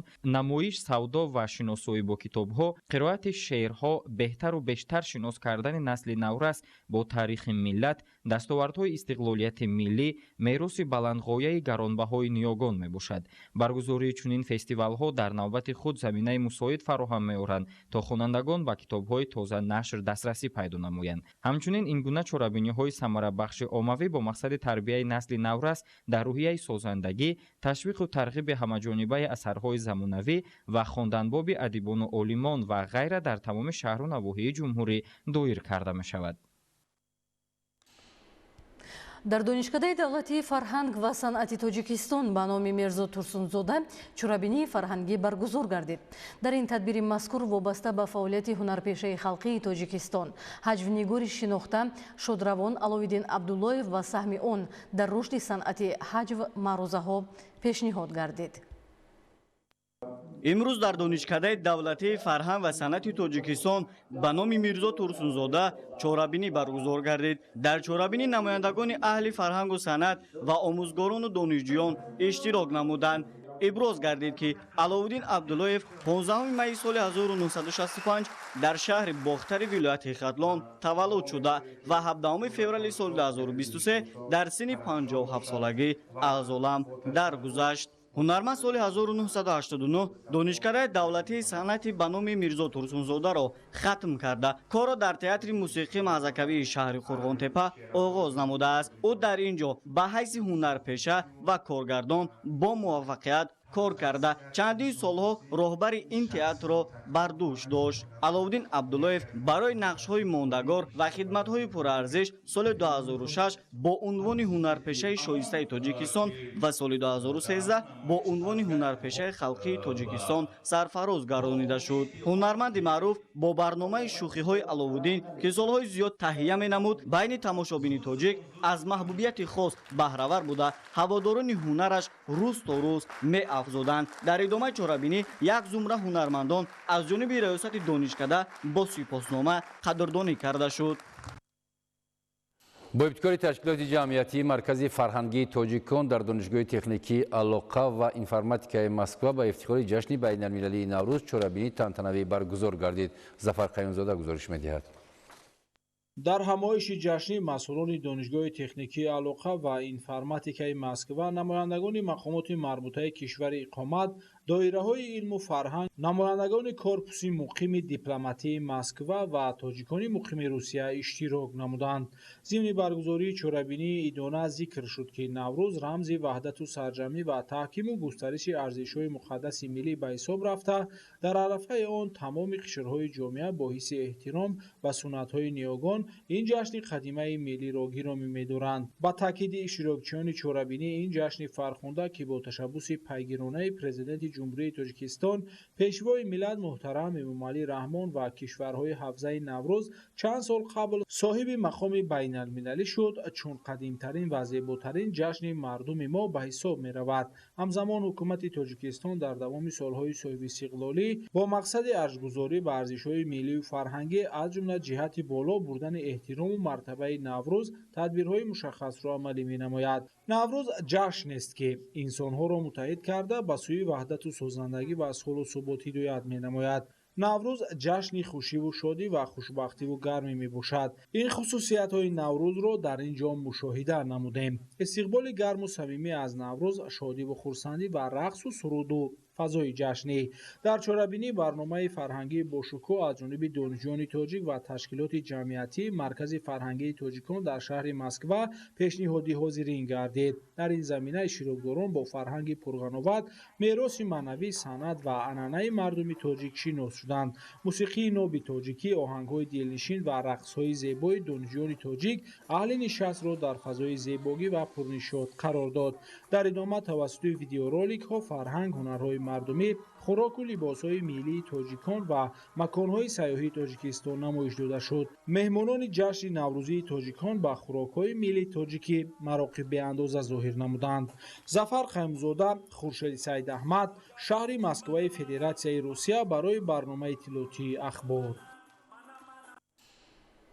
اعتراف و تجلیل جشن اجدادی نوروز خجسته از جانب جامعه جهانی شهادت به‌بحث اعتراف تاریخ و تمدن پرغناوت، فرهنگ، رسم و آیین و عنعنه‌های عبرت‌آموز گذشتگان بوده.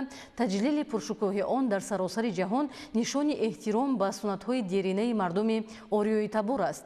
نوروز دارای عنصرهای خاص میباشد و آن افاده کننده بیدارشوی طبیعت، پاکی روح و روان، استقبال روز نو و کار و پیکار نکو است.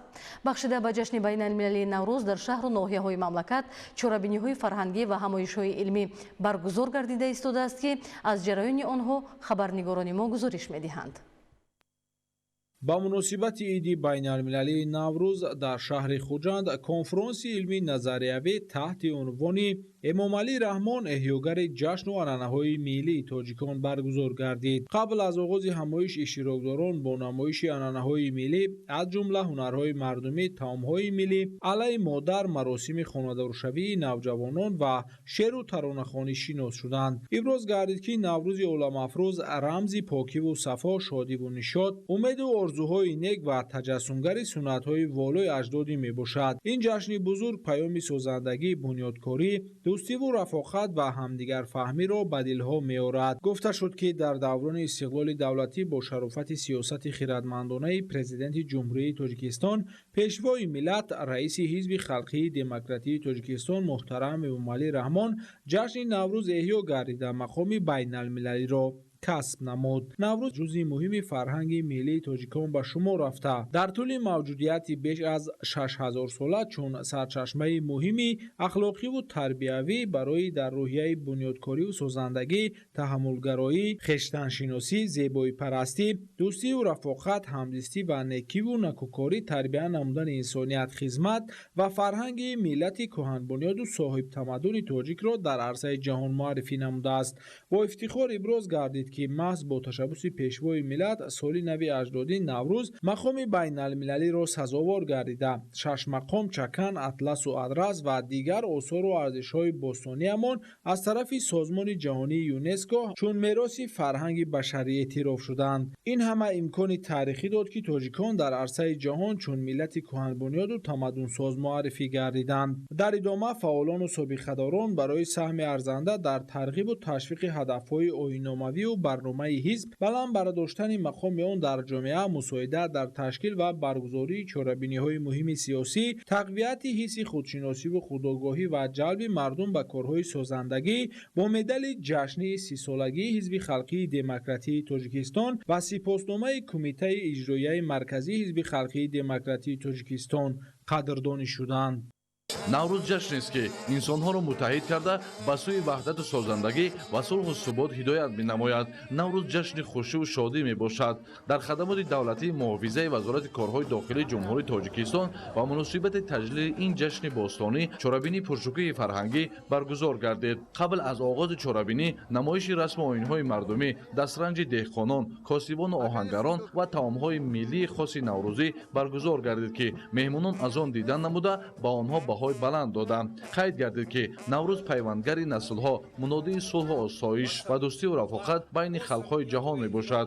аз оғози моҳи март сар карда тантанаҳои наврӯзи байналмилалӣ дар тамоми қаламрави тоҷикистони азиз бо шаҳомати хос ба роҳ монда шудааст ки аз он сокинон бо дилгармӣ ва меҳру садоқати беканор истиқбол мекунанд. бо таъкиди иштирокчиёни чорабинӣ таҷлили наврӯз дар даврони соҳибистиқлолии мамлакат идомаи мантиқии суннатҳои неки аҷдодӣ буда барои баланд бардоштани сатҳи маърифатнокӣ ва рафтору ахлоқи ҳамидаи инсонҳо мусоидат мекунад. эҳёи расму оинҳои неки наврӯз ва тарғибу ташвиқи шоистаи он дар ҷумҳурӣ ва берун аз он собит менамояд ки тоҷикистон ватани наврӯз ва ворису посдори ин суннатҳои пурифтихори бостонӣ аст. ба хотири таҷлил аз наврӯзи байналмилалӣ озмуни беҳтарин дастархони наврӯзӣ баргузор карда шуд ки тибқи талаботи озмун ғолибон муайян гарда бо сипосномаву тӯҳфаҳои хотиравӣ қадрдонӣ гаштанд. дар фарҷоми чорабинӣ барномаи фарҳангии фароғатӣ баргузор гардид ки дар он ҳунармандон бо таронаҳои марғуб хотири иштирокчиёнро шод намуданд. наврӯз яке аз муҳимтарин ҷашнҳои миллӣ ба ҳисоб рафта, аз қадимулайён то имрӯз мардумро бо арзишҳои олии инсонӣ, дӯстию иттиҳод, созандагӣ ва ободкорӣ, инсонпарварӣ ва неъматҳои табиат фаро мегирад.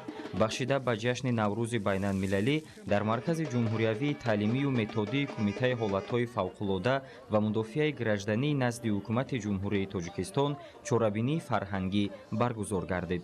барномаи ҷашнӣ бо ташкили намоишномаҳои наврӯзӣ кушода шуд, ки дар он намудҳои ҳунарҳои мардумӣ, намоишҳои театрӣ ва мусиқӣ, ки фарҳанги бойи Тоҷикистон ва хусусиятҳои фарҳангии онро равшан инъикос менамуд, оғоз гардид.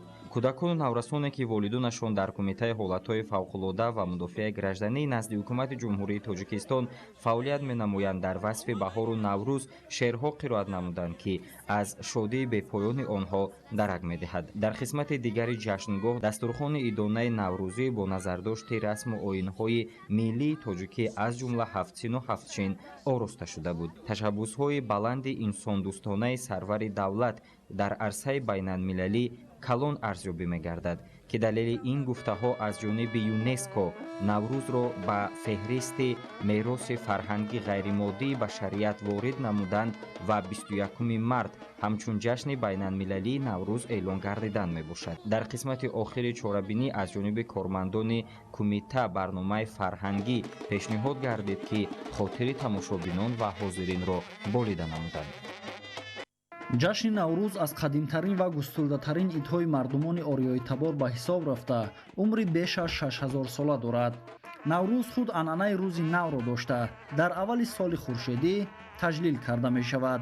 наврӯз ҷашни фарорасии баҳори нозанин, зиндашавии табиат, оғози корҳои деҳқонӣ, айёми баробаршавии шабу рӯз буда, аз соли 2010 инҷониб унвони байналмилалиро ба худ касб кардааст. сокинони ҷамоати деҳоти заргари ноҳияи кушониён наврӯзи байналмилалиро бо риояи урфу анъанаҳои хосаш дар сатҳи баланд самимона истиқбол намуданд. ба хотири дар сатҳи баланди фарҳангиву риояи ҳама оинҳои неки баҳору наврӯз истиқбол гирифтани ин ҷашни байналмилалӣ, сокинони ҷамоати мазкур бахусус бонувону ҷавондухтарон бо пешниҳоди намунаи дастовардҳои худ оростани хони пурнозу неъмати наврӯзӣ, хусусан ҳафтсину ҳафтшин, ки инъикосгари расму оинҳои ниёгонамон мебошад, ба намоиш гузоштанд. ҷаҳонишавии наврӯз мо ворисони ин ҷашни зебову ҳумоюни аҷдодиро водор месозад, ки дар баробари ифтихор кардан инчунин барои минбаъд дар сатҳи баланд таҷлил ва эҳё намудани суннатҳои ахлоқиву маънавӣ ва фарҳангиву миллии он иқдомҳои бештар намоем ва ба аҳли олам ҷиҳати муаррифӣ намудани фазилатҳои волои инсондӯстонаи он пайваста азму талош намоем.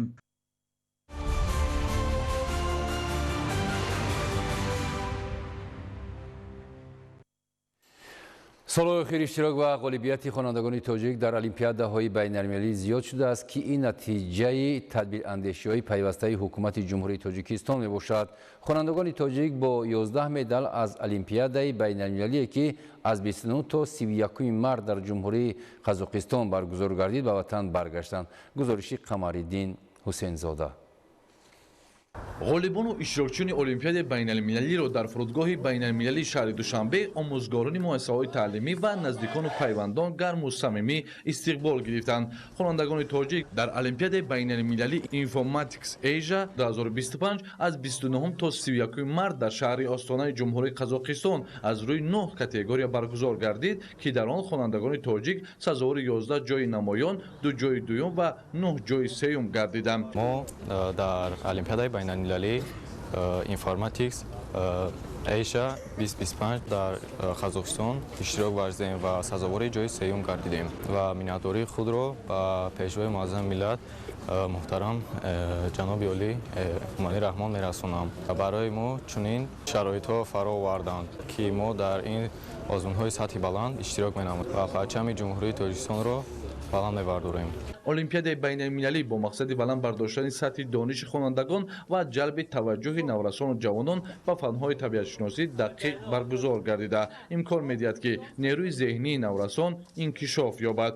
дар заминаи дастгириҳои пайваста ва фароҳамсозии шароити мусоид барои омӯзиши тамоми илмҳо аз ҷониби ҳукумати мамлакат таваҷҷӯҳи наврасону ҷавонон ба илмҳои дақиқ ва табиатшиносӣ аз ҷумла физика, математика, инчунин биологияу экология бештар шуда, дар ин раванд иштироки онҳо дар олимпиадаҳои байналмилалӣ зиёд гардидааст. ҳоло хонандагони тоҷик аз фанҳои табиӣ риёзӣ бо ҳамсолонашон аз давлатҳои бештари дунё рақобати арзанда нишон дода мақоми тоҷикистонро дар арсаи ҷаҳонӣ боз ҳам баланд мебардоранд. бинандаҳои азизу гиромӣ, ин буд нашри муфассали барномаи иттилоотии ахбор. саломат бошед.